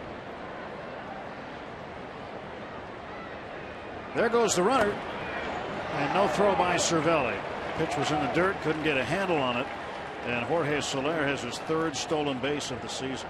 It just looked like it might set up that way for the Cubs. They took a shot and it worked.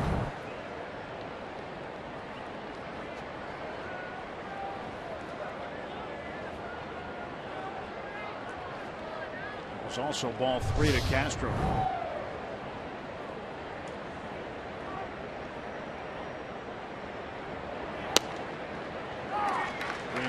Taken all the way. Pirates had a 4-1 lead. And that has gone by the boards as the Cubs have put 3 up here in the 6th.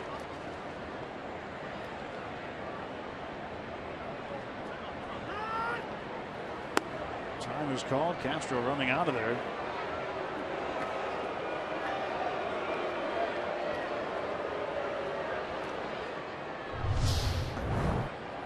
Castro says, I don't want any part of this.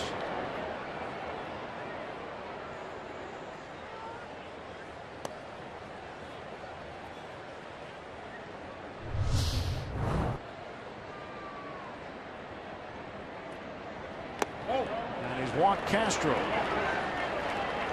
Jared's come out of the pen, giving up a base hit and a walk. Pirates have action in the bullpen behind him already. And you wonder if Castro ran out of that because of a history of maybe calling time late and having a pitcher not stop and throwing it at him. I've seen that happen. Maybe that's been part of his past. And now Ray Searage once again out to talk with his battery, Cervelli and Jared Hughes. Antonio Bastardo, you saw warming up in the pen. So the Cubs now have the go-ahead run at second base.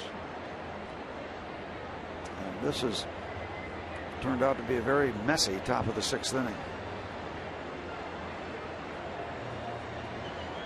Well, this was a year where in spring training Anthony Rizzo had predicted the Cubs would win the division.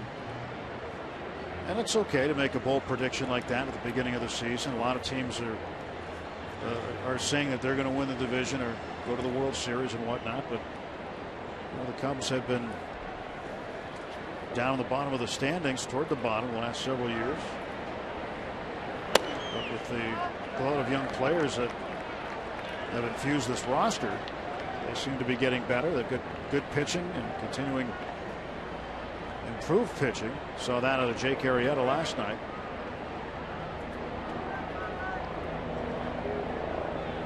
And Arrieta basically a cast-off from the Orioles.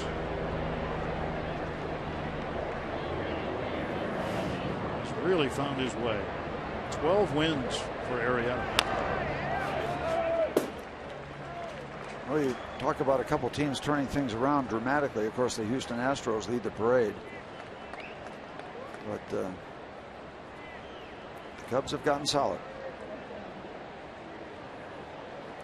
Well, the Astros were trailing the Angels not that long ago, and you look up at the standings again today, they've got a 3-game lead. The American League West.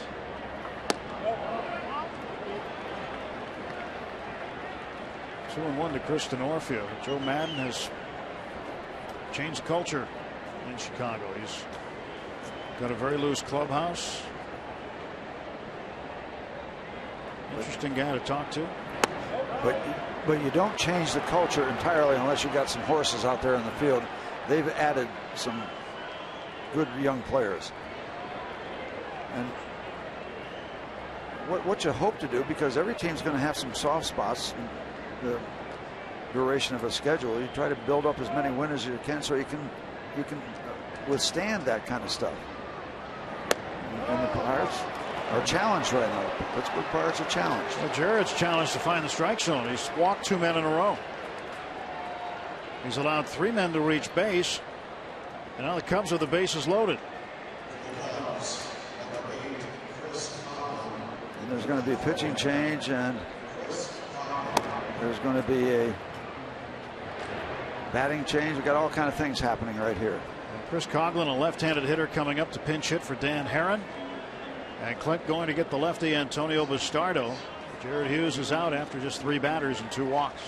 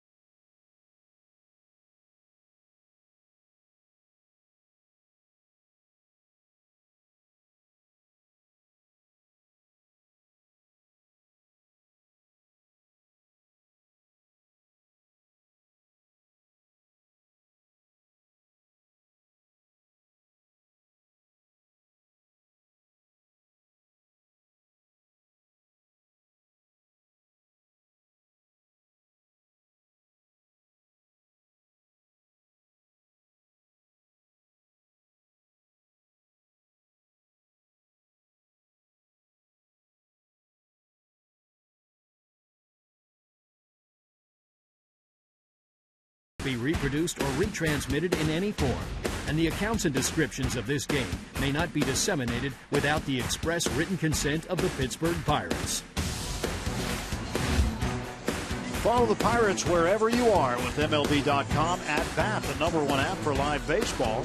At Bat is up to the moment at any moment with in-game highlights, live look-ins, replay reviews, radio broadcasts, StatCast, and more. Get MLB.com At Bat for your smartphone or tablet. Top of the 6th inning. Things have gone a little sideways for the Pirates here. 2 home runs in the inning. Kyle Schwarber, a 2-run shot. Anthony Rizzo, a game-tying shot. Jared Hughes comes in, faces 3 men, gives up a base hit, 2 walks, and now Antonio Bastardo is called upon to put out this fire. Take a look at his numbers, and you've got the first of what probably is going to be many critical at bats. Pirates trying to leave the bases loaded, and the Cubs trying to come all the way back not just tie it up, but take the lead. 2 Cub home run hitters this inning.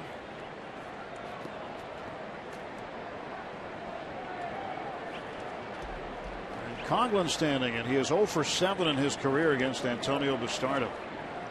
Well, strikes the issue. Bastardo with his stuff, his good live fastball and the movement. You like his chances, but it's got to be with strikes. He's got to throw strikes.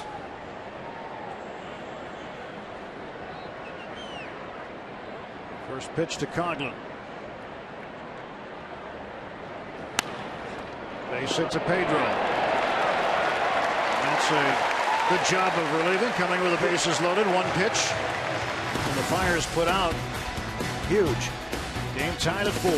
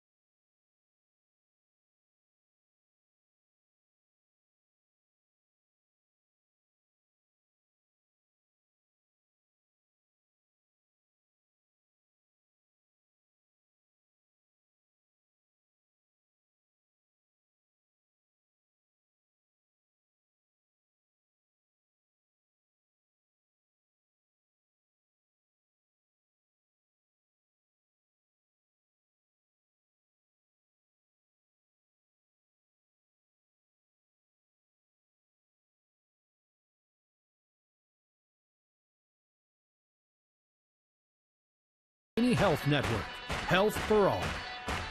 By Kenny Ross, Just Ask a Neighbor. And by Levin's, the official furniture and mattress supplier of the Pittsburgh Pirates. For the best quality, service, and value, shop Levin's. Let's go Bucks! Anthony Rizzo on the left, Kyle Schwarber on the right. The reason the game is tied at 4. Jeff Locke doesn't give up many home runs to left-handers. In fact, the last left-hander to hit a home run against Locke was also Anthony Rizzo on May 15th. So we're back to square one. 4 for Travis Wood, who I believe didn't he appear in the rain situation first game, and so worked a little bit behind that start by Lester that got rained out late. He'll come on to face the bottom third of the Pirate batting order. Herron goes 5 innings, gives up 4 runs, 7 hits. He walked a batter and struck out 3. Both starters gone. Belongs to the bullpens. And we go to the bottom of the 6th inning. 7, 8, 9 due up for the Pirates. Pedro 1 for 2. Alvarez with an RBI base hit in the first inning. Pirates had him loaded in the first inning. Managed 2 runs. Of course, Polanco with the leadoff home run. The Pirates loaded him after that. Ended up with just 1 run. Aramis Ramirez thrown out at the plate trying to score on the Alvarez hit to end the inning.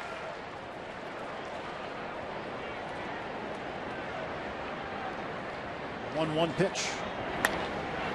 Ground ball right into the shift. One man is out in the Pirate half of the 6th inning. Nissan Road ahead. Friday, 6:30. A marquee matchup in Major League Baseball as Clayton Kershaw will face Garrett Cole. Pirates making a shift in the rotation, moving Francisco Liri up to Saturday to oppose Matt Lato. So it'll be Lato's first start as a Dodger against the Pirates. Alex Wood's first start as a Dodger against the Pirates on Sunday night. Sunday Night Baseball, Charlie Morton will have the ball for the Pirates, and because Liriano just threw 38 pitches, 2 innings, essentially in that rained-out game, the Pirates deciding to move Francisco Liriano up to Saturday rather than have him pitch Sunday, and then have Charlie pitch Sunday night, and that'll help split up those left-handers, because right now the way they're rotated, 3 left-handers with Locke, Liriano, and Jay Happ are all in a row. I hope you noticed when you looked at that Kershaw-Cole matchup, somebody has beaten Clayton Kershaw 6 times. It has happened. So this is not a done deal, as some people might think. Cervelli, a base hit to left field.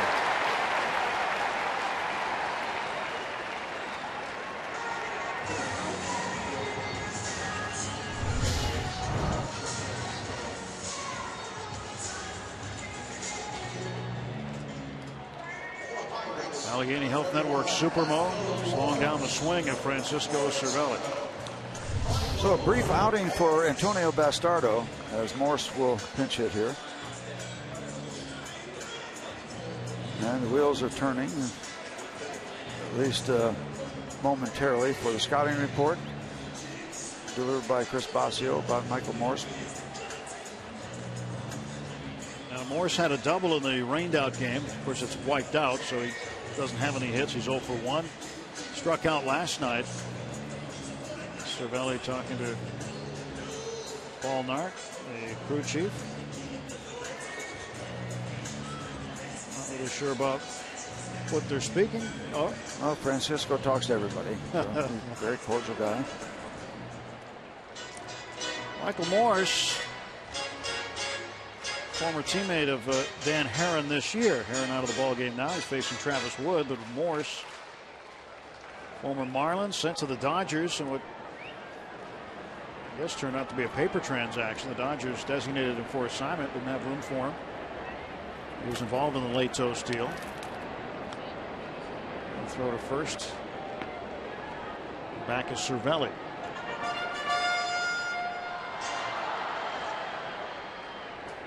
We were talking about the balls flying out of here in BP. Michael Morse hit the little house behind the flagpoles beyond the bullpens today in BP. A monster shot over both bullpens. There it is. That's a security building, I guess, and that is a long, long way. You can get to the bridge very quickly from there.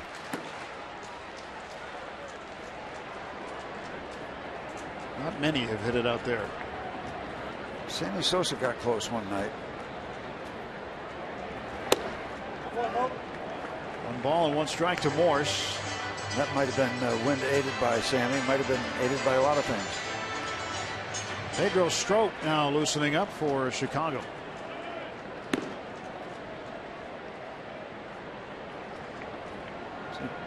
Travis Wood steps toward first base, kind of throws across his bodies. Ball rocketed out of play. Like Arrieta last night going across his body as a right-hander. 32nd appearance. He started 7 games for the Cubs, but now he's working out of the bullpen.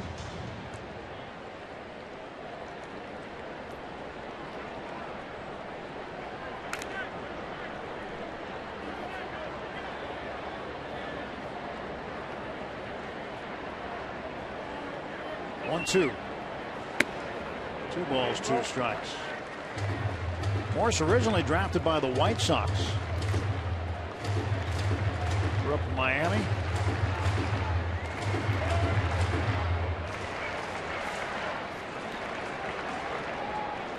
Travis Wood and the 2-2 pitch coming.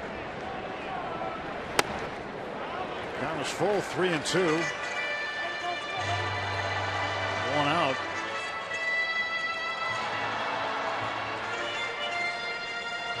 Gregory Polanco on deck. And Joaquim Soria ready in the bullpen. He'll pitch the 7th. Payoff pitch is floated foul out of play.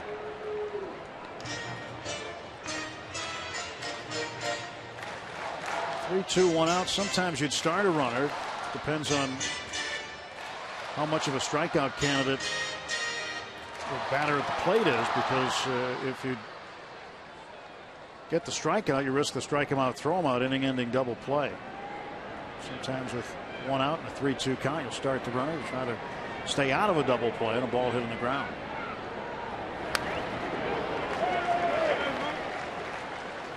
Wood not able to put him away.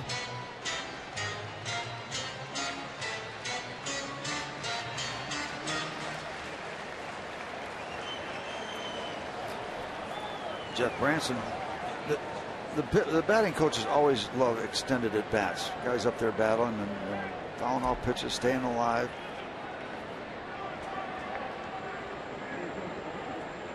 Payoff pitch from Wood. And Morris drills it to left field. Pinch hit single for Michael Morse. Now the Pirates have the go-ahead run in scoring position. You gotta like that at bat. Everybody like it.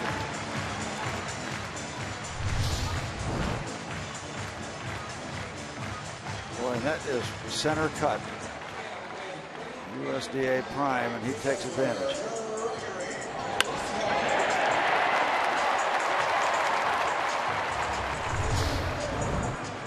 Not quite as hard as the ball he hit during the rain the other night, but close to it. That ball he hit in that rainout game was just leathered. He clubbed it, didn't he? Oh. But this is his first official hit as a Pirate. Well, Polanco back up there, 1 for 3.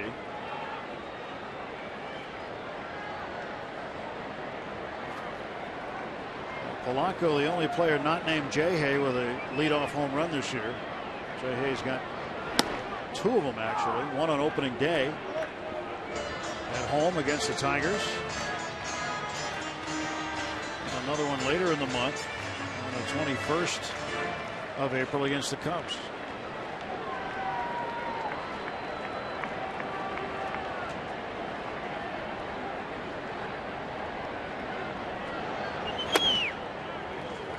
Side 1-1.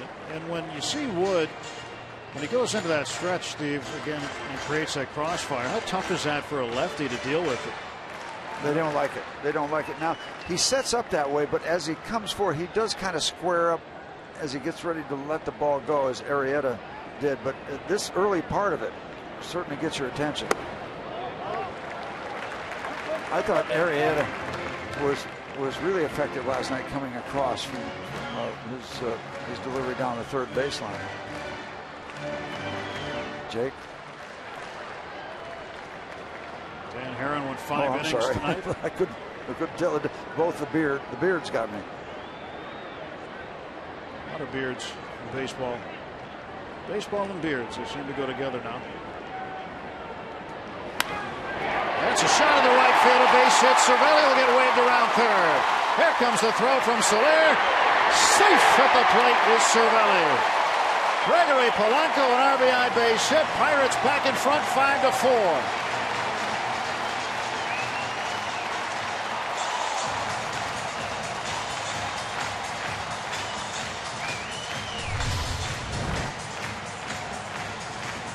Turns it back around as that ball is well outside.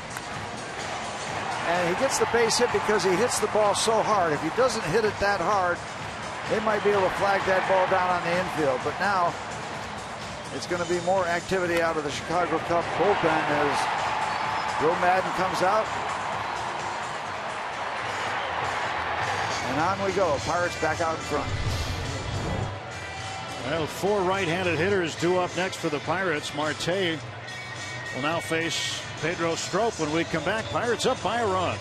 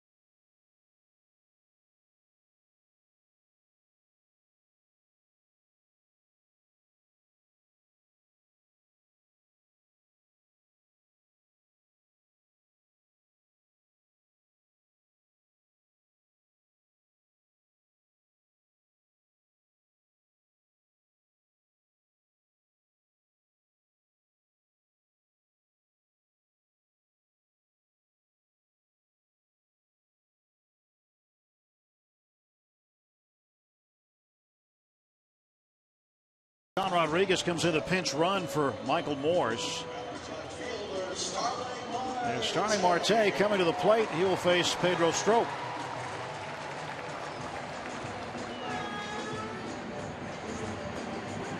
'52nd appearance for Strop, 1-5. But the opponents are hitting just 146 against him. Ball one for Marte. He's got a base hit tonight and a run scored, 1 for 3. Average still in a good spot too at 290. 2 on, 1 out. And Strop ready to deliver to Marte. 2-0. Morse came up with a big pinch hit base hit. And now getting the education from Jay. This is how you give me my handshake.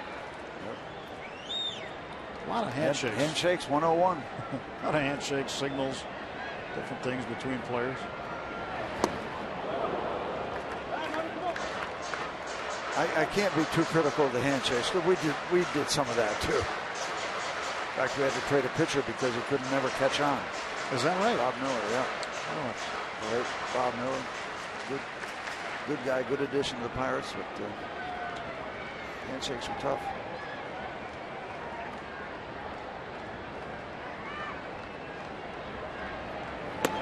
Three and 1. Josh will get back into some game activity soon. Tuesday, he will expect to start his rehab assignment with the Indianapolis Indians. He's swinging a bat pretty well. It just seems like it wasn't all that long ago he had surgery on the left thumb. Jordy Mercer, a week from Friday, will expect to join him in Indianapolis as well.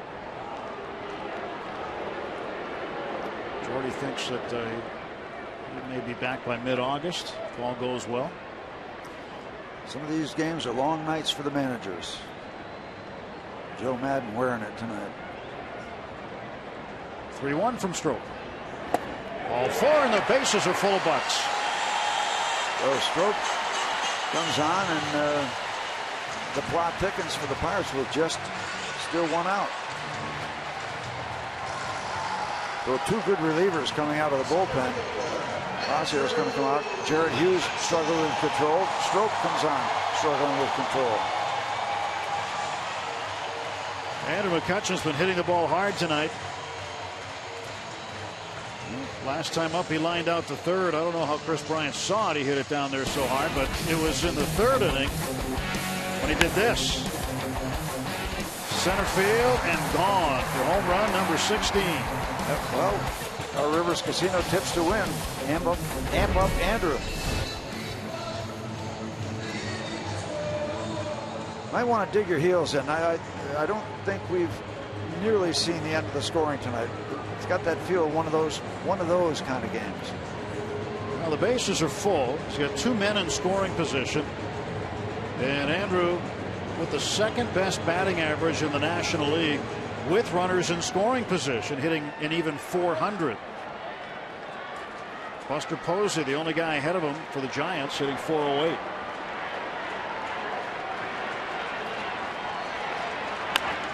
Ground ball to third. Oh, foul ball. Must have come off of his foot.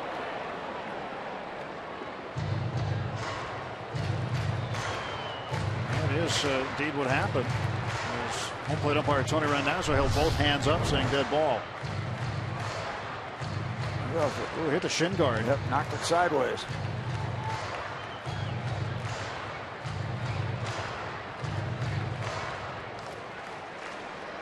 There is a full house, this ballpark, and they are really expecting something wonderful to happen right now. They've had their share of action so far. There's going to be more. Here comes Stropes 0-1. To right field. This will get 1 in as Rodriguez will tag. And the Pirates now with a 2-run lead at 6-4. Another RBI for Andrew McCutchen.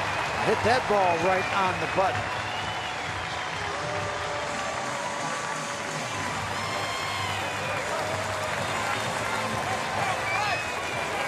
Good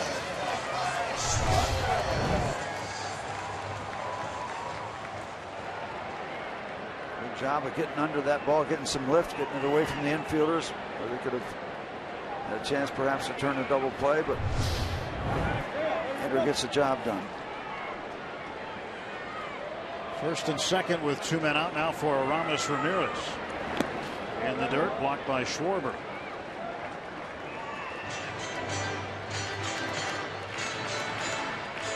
Touch with 2 RBIs tonight. 68 on the season to lead the club. He has just tied Bryce Harper of the Nationals for 4th in runs batted in the National League. Kutch continues to climb the list slowly but surely. Throw down to second. Polanco has to duck, but he's back in lots of time. One thing about Schwarber, they know he can hit, but the Cubs are expecting him to show them some defense too. He's got good defensive skills.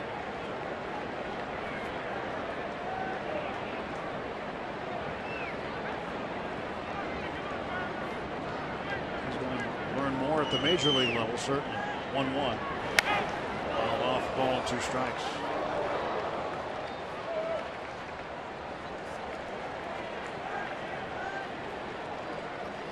Two on, 2 out.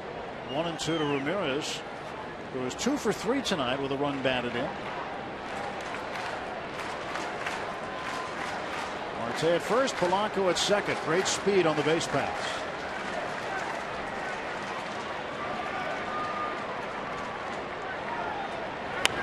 This one yanked down the left field line, foul.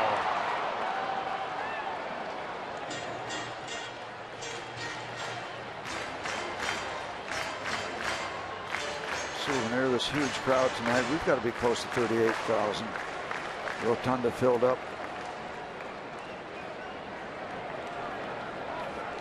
There's the great shot. Jam-packed PNC Park.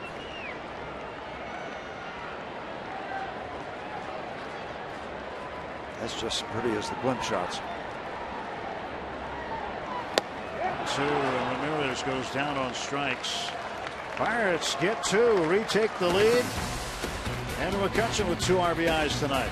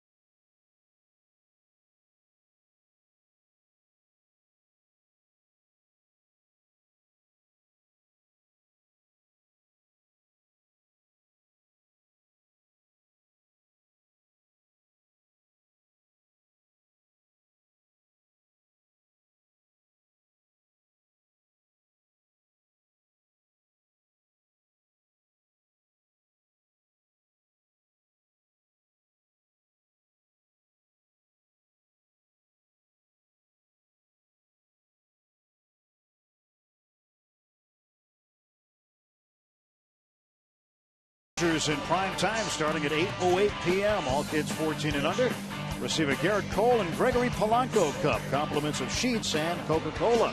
Don't miss the electric atmosphere at PNC Park. Get your tickets for Sunday night's game at Pirates.com.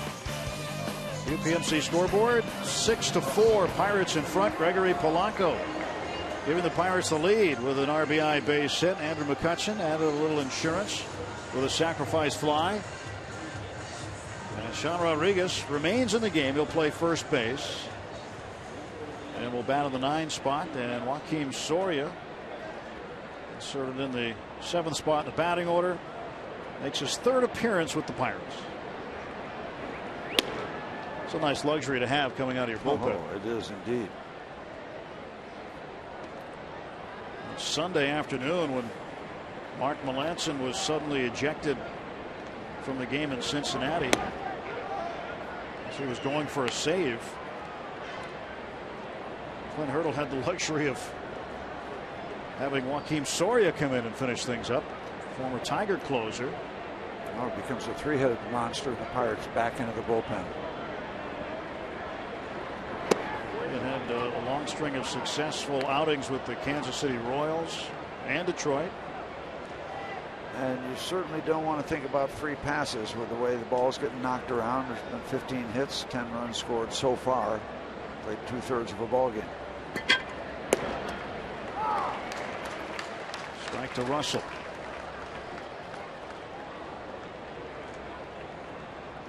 .417 career appearances. 202 saves. You've saved 202 Major League ball games. You have been around very successfully for a good bit of time. Fills up the count, 3-2. Love to see him come all the way back. Don't need any Cub base runners right now.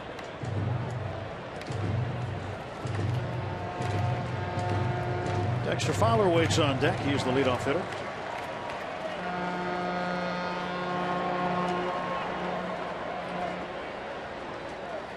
Soria's stretch and the payoff. Down the right field line. It'll go into the seats.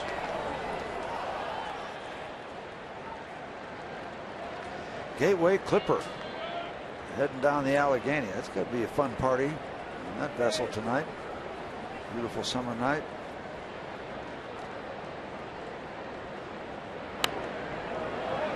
Trying to adjust to the off-speed pitch and fouled it off.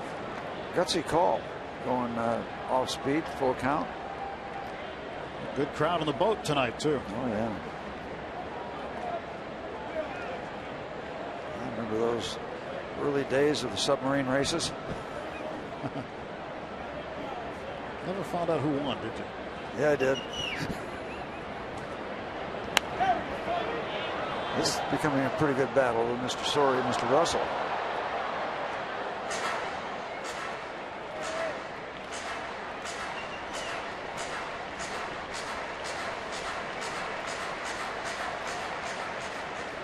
Soria ready to deliver the 9th pitch of the at-bat to Addison Russell.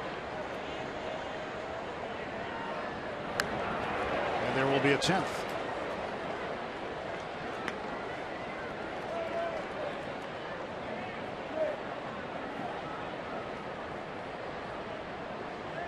Soria also a couple of seasons with the Texas Rangers before landing in Detroit, but all the American League. This one is hit a long way out of play.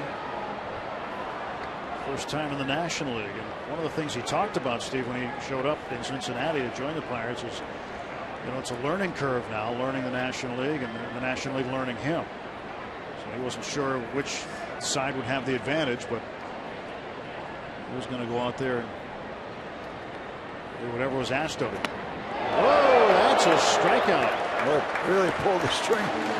And I don't think Addison Russell thought he was going to back-to-back him in a full count situation with an extended at bat with an off-speed pitch, and he did. And Soria wins, coming all the way back from a 3-0 count and getting the strikeout.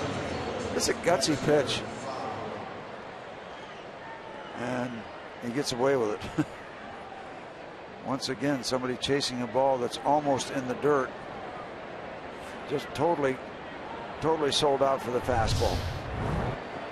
We'll take it. Fowler walked in the 6th inning, and he gets to ride home for free on Schwarber's home run. 0 for 2 otherwise.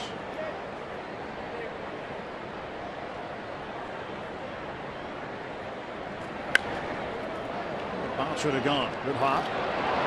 Quick release. 2 down. You're probably only going to get that sequence of pitches that you saw from Soria from a veteran who's been successful. Boy, hot potato. We're going. He just gets it and gets rid of it.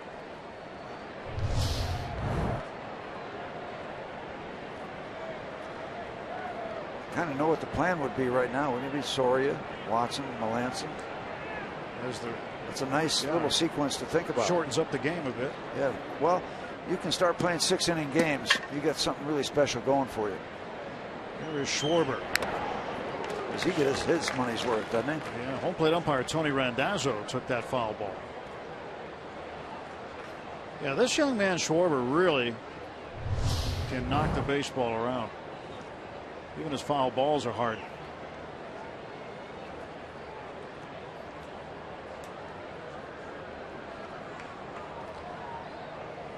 And knees buckling for Tony Randazzo on that one. He took a pretty good shot.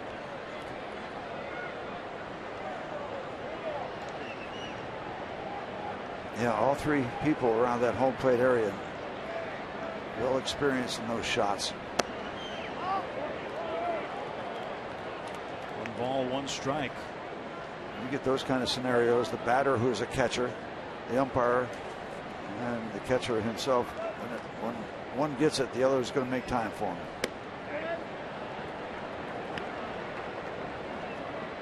Schwarber made his big league debut on the 16th of June.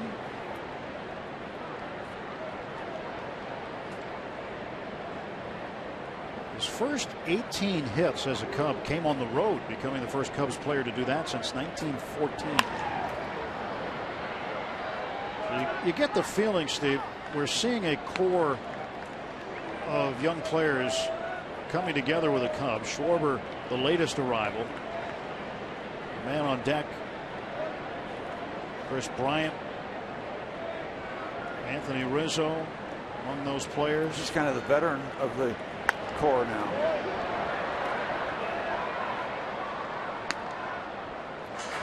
Addison Russell, another guy, came over in the trade with the Oakland Athletics for Jeff Samardzija last year. Russell is one of the prized prospects from the A's they had to give up. Schwarber down on strikes. Sawyer retires the side in order, strikes out 2. It is stretch time.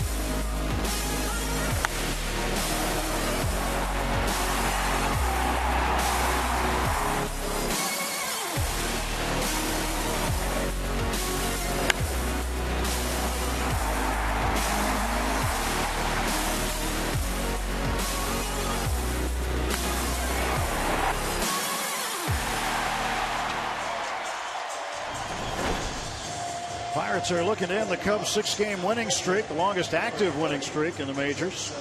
Bucks up 6-4. Bottom of the 7th inning at a packed PNC Park tonight. Glad you're with us.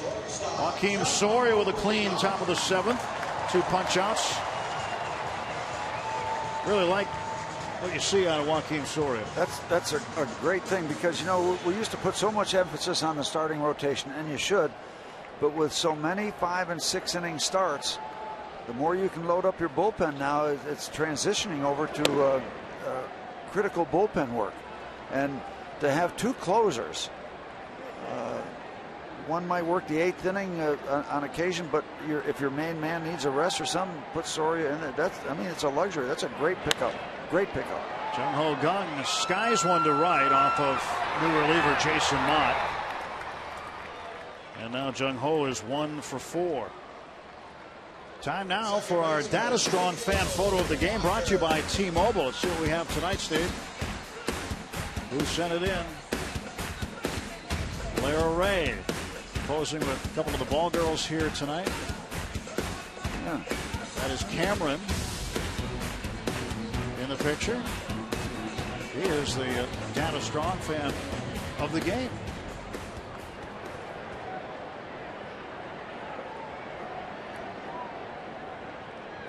Neil Walker, the batter, with 1 out. And a strike called to Neil.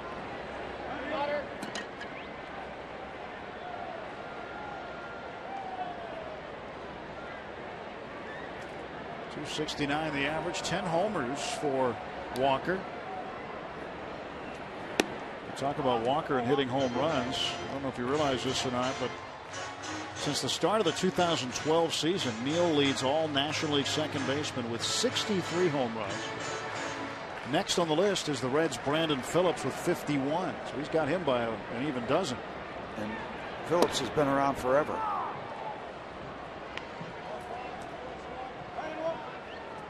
Although you might say Walker's home run numbers are down this year, seems like we've seen him hit a number of them late in the season. I know a couple of Septembers ago he was just red hot with a long ball. He had just finished a good month of July. Goes to left field. That ball slicing. And it is caught for the out.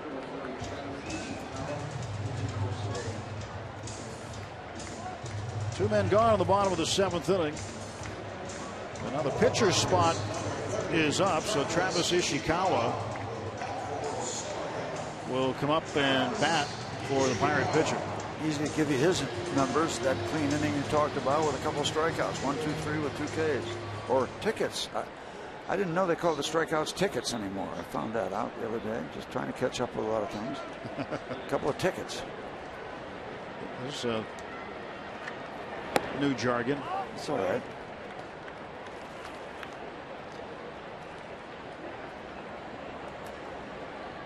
Always been a big fan of Pirate pitching tickets being issued. 1-0 to Ishikawa. Up in the air to left center. Fowler wants it. 3 fly balls, 1 to each part of the forest. Tony Watson will pitch the 8th.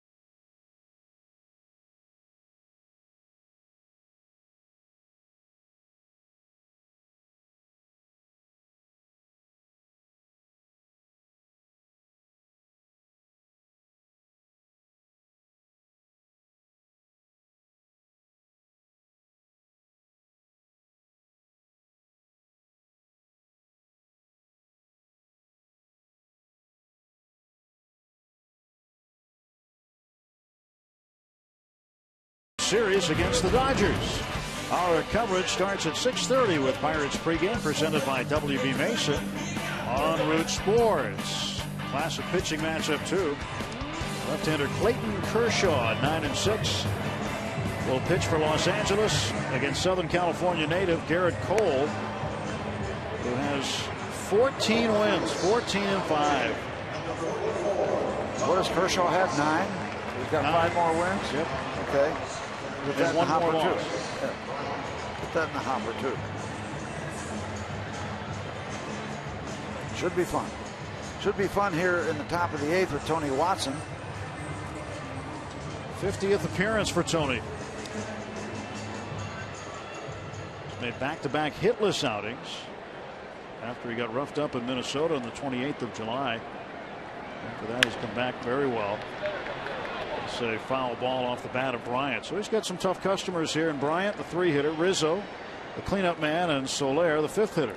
Yeah, and a lot of managers will make this notation. We've heard Clint talk about this before. If Tony gets it done, then Mark Melancon gets it done. Mark will get the save, but you're talking about an 8th inning guy who's going to face the toughest part of the batting order.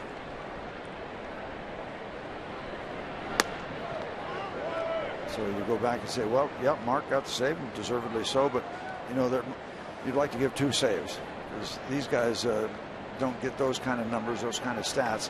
But they're in these kind of situations more often than not. Base hit to left field.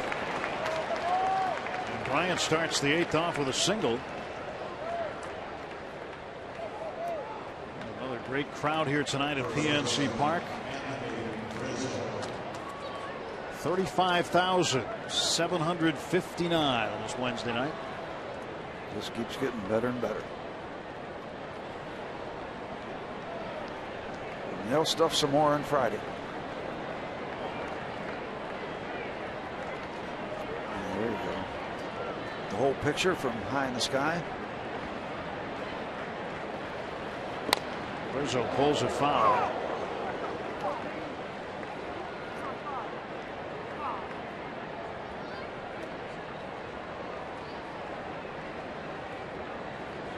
.294 on the season.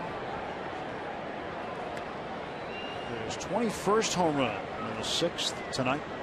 And it's just hard to imagine how he lines up when he gets ready to hit, how far his elbows are over the inside corner. So Cervelli out with Tony Watson.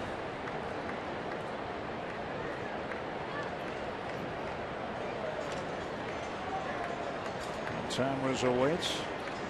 Yeah, I don't think this is strategy. I think maybe a youngster got hit on that foul ball. Everybody kind of concerned about that right now.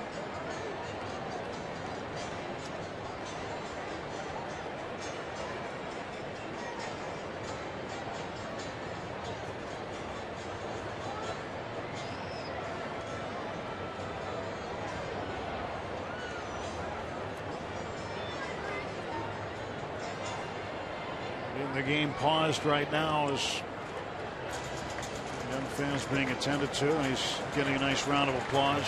It's behind the Cub dugout. A couple baseballs being rolled across the top of the dugout roof for a souvenir for the youngster. Class act.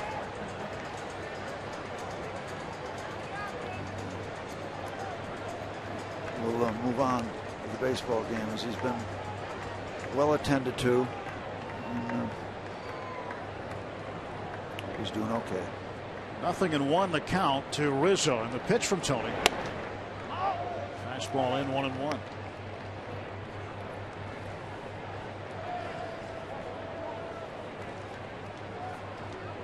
As always, whether it's a right-hand pitcher or lefty, on top of home plate. It's lefties better than righties. Not that big sweeper. Not that time. And that's what you have to do. You have to go way off the outside corner to get him to chase and not get to it. Right on the corner is still a good hitting area for him.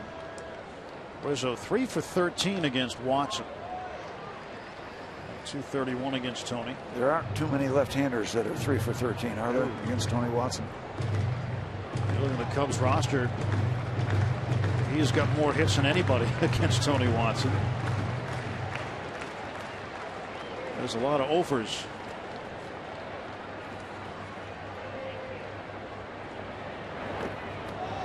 Cervelli will keep it in front, keep Bryant at first base.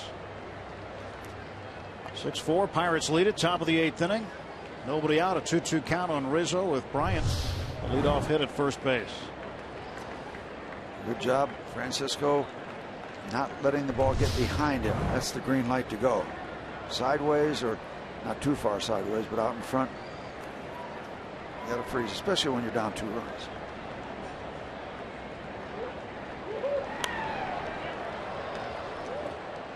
This is one of the real good battles that you're going to see in the National League Central. Tony Watson against Anthony Rizzo. 2 really, really good baseball players.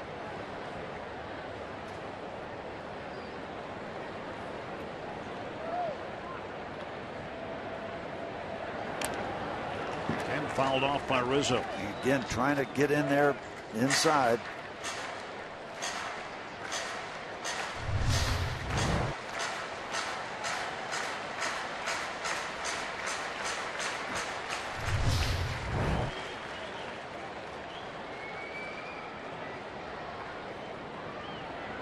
Here comes the 2-2 from Watson to Rizzo. Just really fouling off some fine pitches. And Tony keeps delivering them.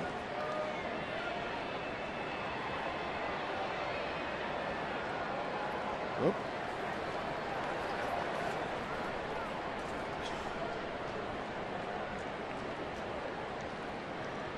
The advantage of bringing your glove, I guess. Again, the 2-2 to Rizzo. Struck him out. Got in there.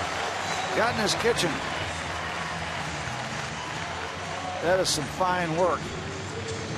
Ross Morgan, the head left field loony, says, "You're out of here."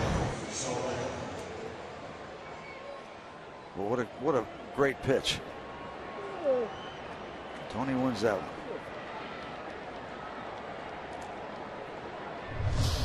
1 out, Soler the batter.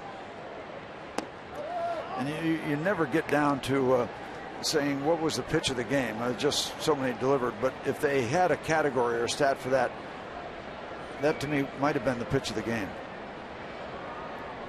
to this point. Rizzo definitely a tough out. Tony able to retire him. Soler ground ball to short. Gun to Walker to first. Double play. Tony the Tiger. Twin kill ends the Cubs' 8th. Pirates lead by 2.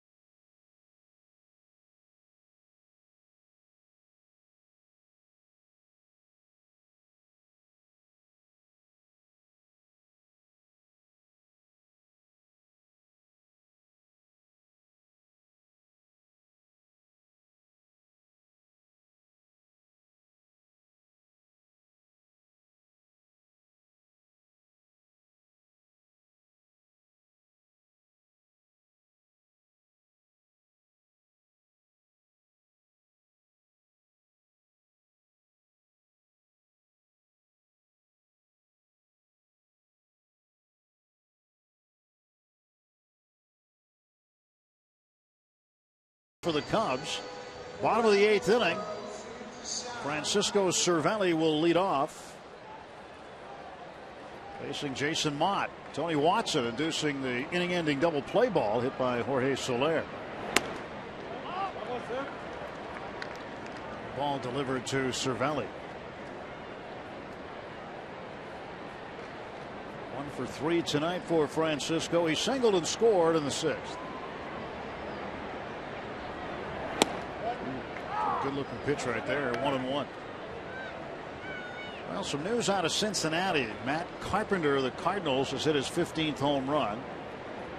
Hit that in the top of the 8th inning and has tied the game with the Reds at 3. Reds had led throughout until that moment. They had a 3-0 lead. Now the Cardinals have tied it up. Well, the plan is to play 17 innings and have the Reds just nip them by 1. That'd be good.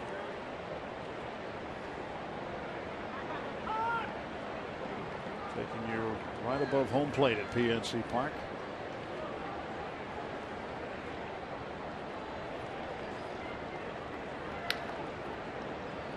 They're getting a good look at the great job that Manny Lopez and his crew do. Keep this thing looking so pretty. Strike 2. He always animated Francisco Cervelli.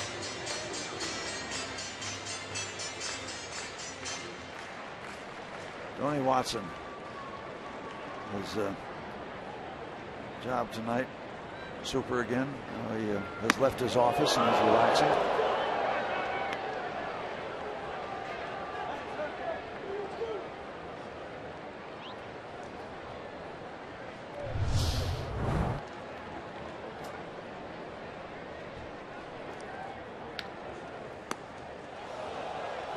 Well, they always animated, never duplicated. Francisco Cervelli hits this one high in the air to right center. Back goes Fowler. Soler is back. It's off the wall. More traffic. Cervelli heading to third. He is safe with a head first slide.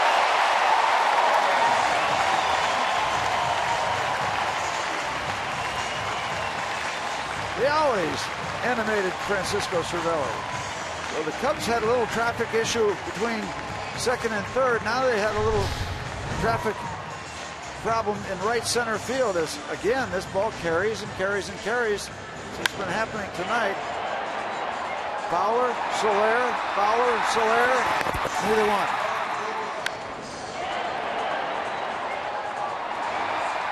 Cervelli hustling right out of the box. Stutter step here and then he goes.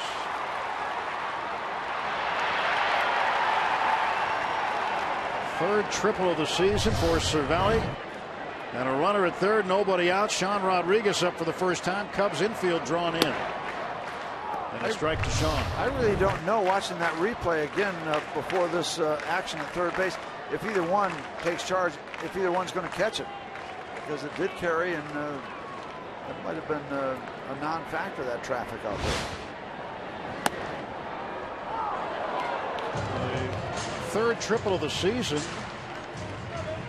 Ties his career high for a single season that he set in 2010 with the Yankees.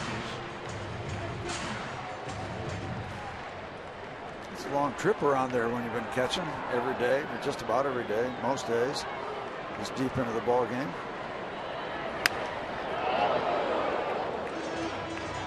Strike 2 to Rodriguez. 95-mile-an-hour fastball late.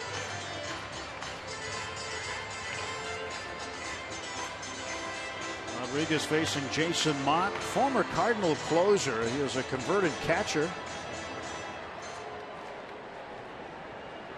Wasn't the closer there for long, and now is with the Cubs.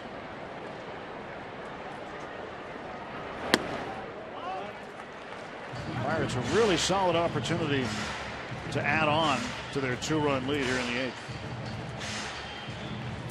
Leadoff triples can do that for you. Well, they say you never have too many. You just simply never have too many. Sometimes you don't have enough.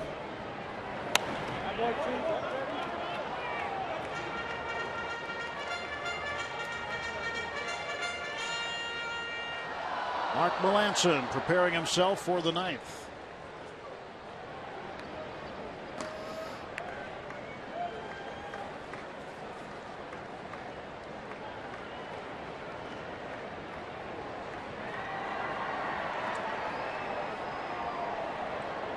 Mott's got the sign, the 1-2 coming.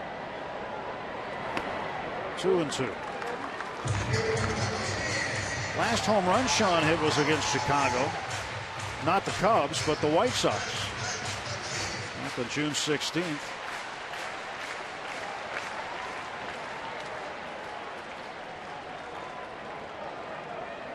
Got a base hit on Saturday off of Aroldis Chapman in Cincinnati as a pinch hitter.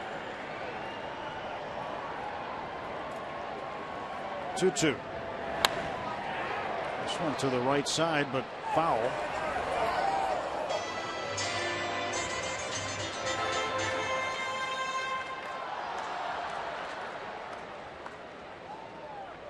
Jason Mott, what happened here? Whoops. Down goes Frazier. What unique follow through? Got up and immediately called for new baseball, so let's go before anybody notices. Yeah. Larry Kinski getting a laugh out of it.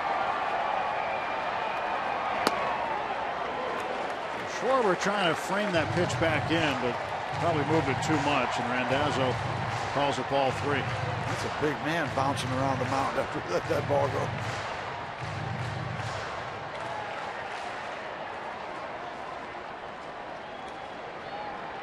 Payoff pitch to Rodriguez. Will it fall down? Oh yeah, not very often, not as often as Nelly Briles did. Nelly Briles went down flat on his chest, constantly. Yep. On the World Series film, flat out. But there's another part of that story. He wound up with a 2-hit shutout. So I guess it worked for him. Yeah. And the 3-2 again. Rodriguez, a base hit. Another great at bat. Terrific at bat. 7-4 Pirates. What a difference a day makes. At this time last night, it was silent in this ballpark. These people are having a ball.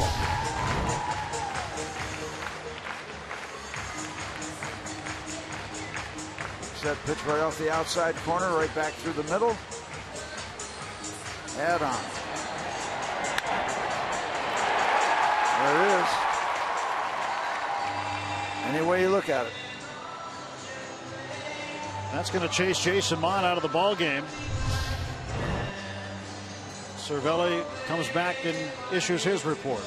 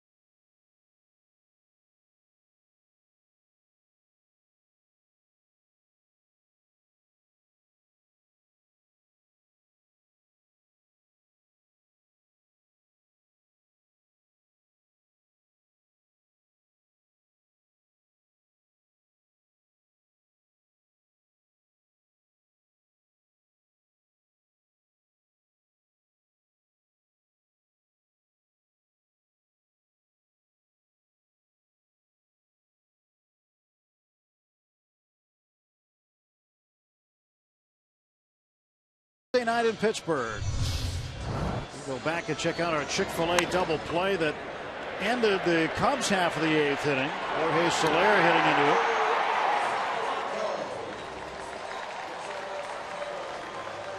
Came up just a bit on Jung Ho, but he hung right with it. Good turn by Neal. So Tony Watson faced 3 men in the 8th, give up a hit, and that was all. Struck out a man and induced the double play. And now James Russell, the left-handed reliever, pitching in his 359th game with the Cubs, will face the top of the Pirates order, Gregory Polanco. And Rodriguez takes off. Rizzo's throw is waiting for him at second. Castro with the tag out. 1 out for the Pirates.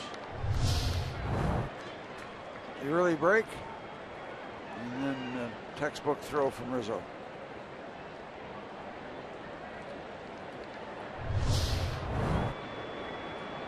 Well, the base is empty and 1 out.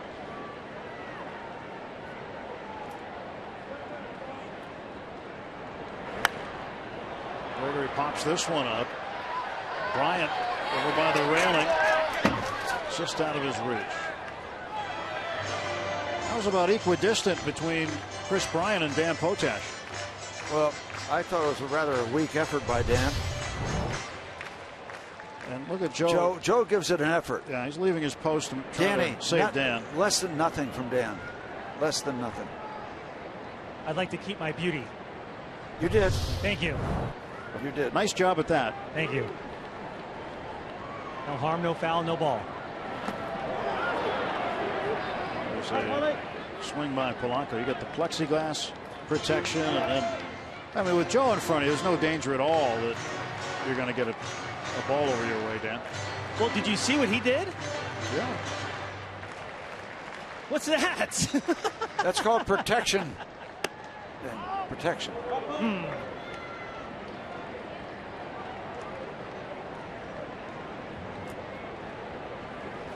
1-2 to Gregory.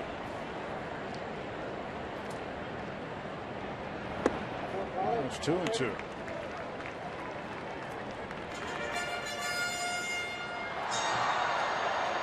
We might need to get a helmet for Dan and for Robbie.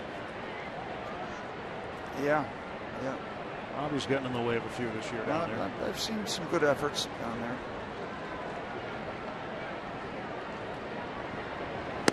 Strike 3. Polanco takes it, and he is down on strikes. Polanco 2 for 5 tonight. And there are 2 men out for Starling Marte.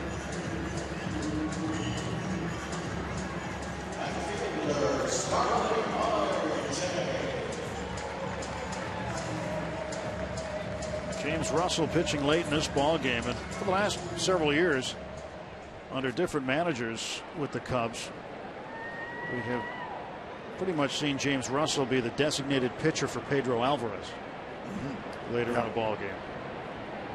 Yeah, we've seen him a lot of years. We've seen a lot of 1-out appearances from James Russell.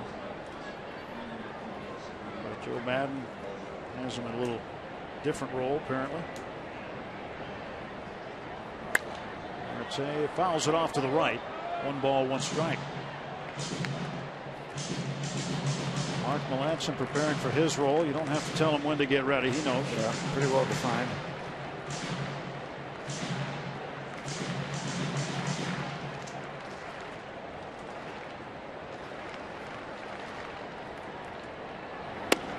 Inside to Marte.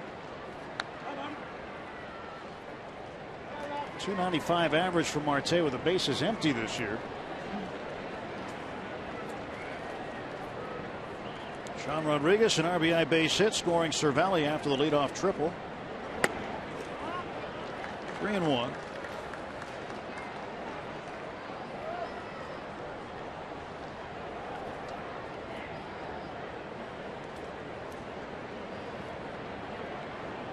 Conference. Catcher's always talking to the pitching coach. That's necessary. That's a fair ball. Long throw, just gets him. Pirates get a run on 2 hits, nobody left, and Mark Melancon will come on to try to save this ball game. Mark looking to put another save in the books.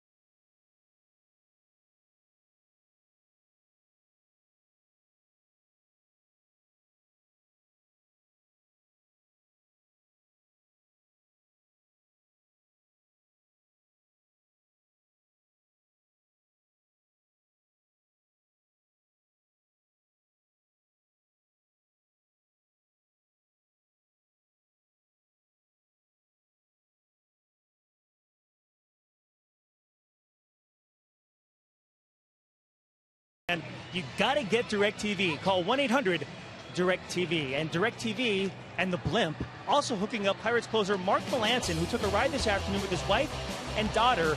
Mark saying that the Blimp moves very slowly so that you could soak up every detail, and that was even more so when they flew over downtown Pittsburgh. On a day like today, guys, I can only imagine how cool that was.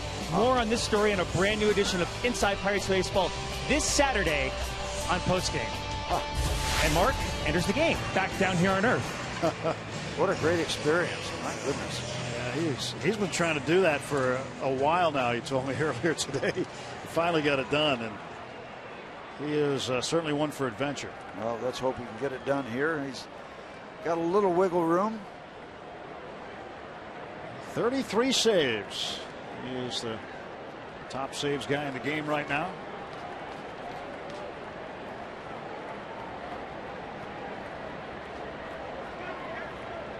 Facing Castro. Swing and a miss. Nothing wrong with a 93-mile-an-hour fastball, is there, to start off the festivities?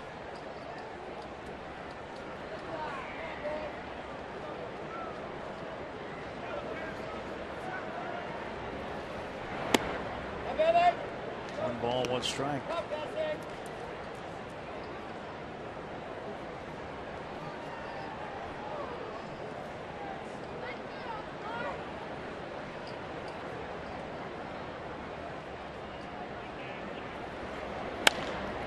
Base hit. Castro leads off the top of the ninth with a single. That'll bring up Chris Denorfia.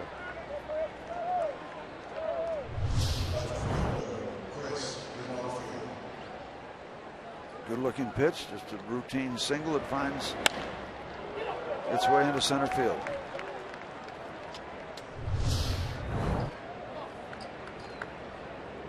Mark has 82 saves with the Pirates. That's tied with Joel Hanrahan for 5th on the Pirates all-time list. A little way to go to catch the next guy on the list. Dave Justy, 133. Yep. Well, Roomy Dave, excellent job for the Pirates. Converted starter, by the way. Nothing in 1-2. Denorfia, who is 1 for 2 tonight with a walk. Singled in his first at bat in the 3rd inning.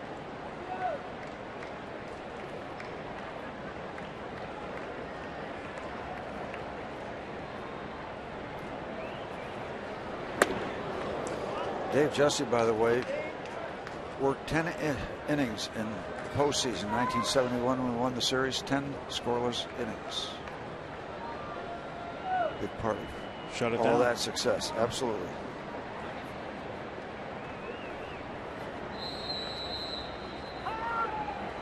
Time was called.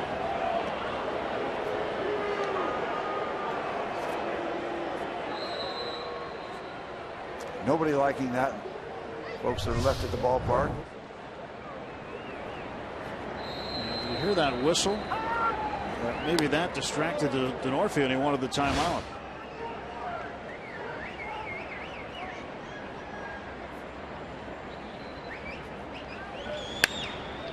It's wide at first for a foul ball. No drama there. Had that been fair, that would have been right to Sean Rodriguez. Perhaps the start of a double play.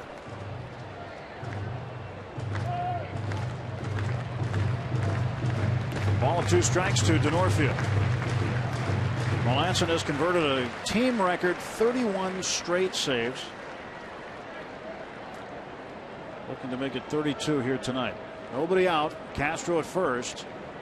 And the 1-2 coming to Chris Denorfia. Struck him out. Pulled the string. Went off speed.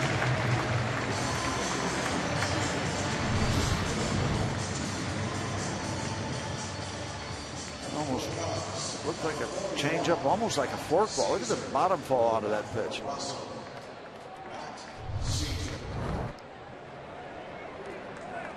One out runner at first, and Melancon will face another pinch hitter batting in the pitcher's spot for James Russell. Just Matt Caesar. Exactly what you wanted to see after a leadoff base hit. Establish that out as soon as possible. Caesar hits one in the air to right field. Polanco going back. He'll play it off the wall. Throw goes to second base, and Caesar in safely with a double. And now the tying run will come to the plate. Matt Caesar, a pinch hit wall double to right.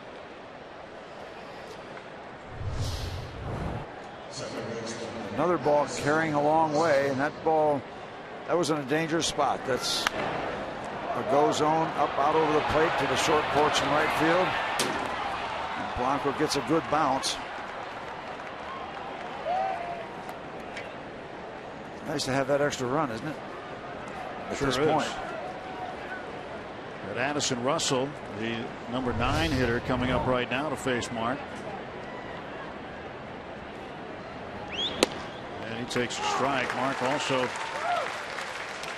has a scoreless inning streak on the line here tonight, too. Second longest in baseball currently. 22 2/3 innings. He is second only to Clayton Kershaw right now. His 37 straight scoreless innings, but Kershaw's a starter. 0-1. And a ground ball to short. That's going to end the scoreless streak. But Jung Ho will throw him out. Cubs get a run at 7-5, and there are 2 down in the 9th. We'll make that deal every time.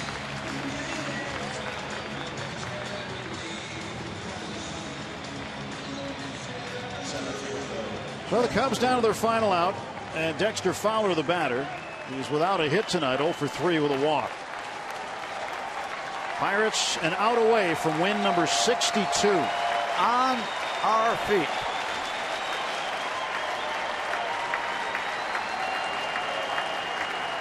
Melancon to face the switch hitting center fielder Dexter Fowler.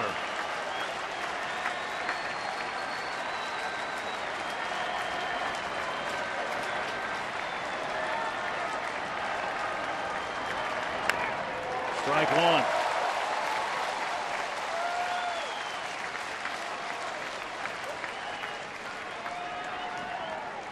Pirates with a day off tomorrow. Friday they'll resume. 3-game weekend set with the Dodgers. Don't forget 4 o'clock Saturday, but if you're coming out Friday night, get here early. This is going to be a wild scene. 0-1 pitch. Inside corner for strike 2. And the Cubs down to their last strike.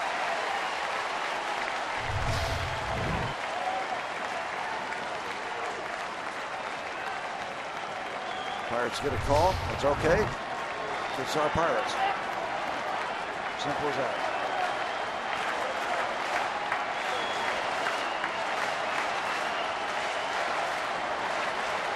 Oh, 2.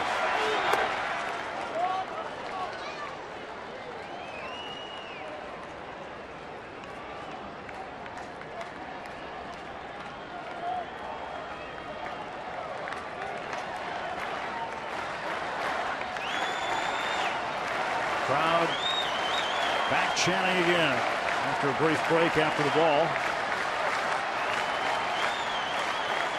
Sees with the runner at second base, 2 out. 1-2.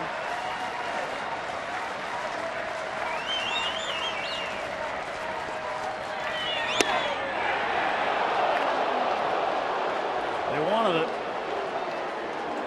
Milking the drama. Not intentionally, but reset the scene. Rev up the noise.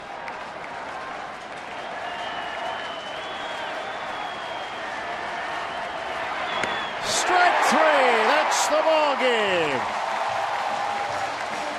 Buccos win it tonight by a 7-5 score.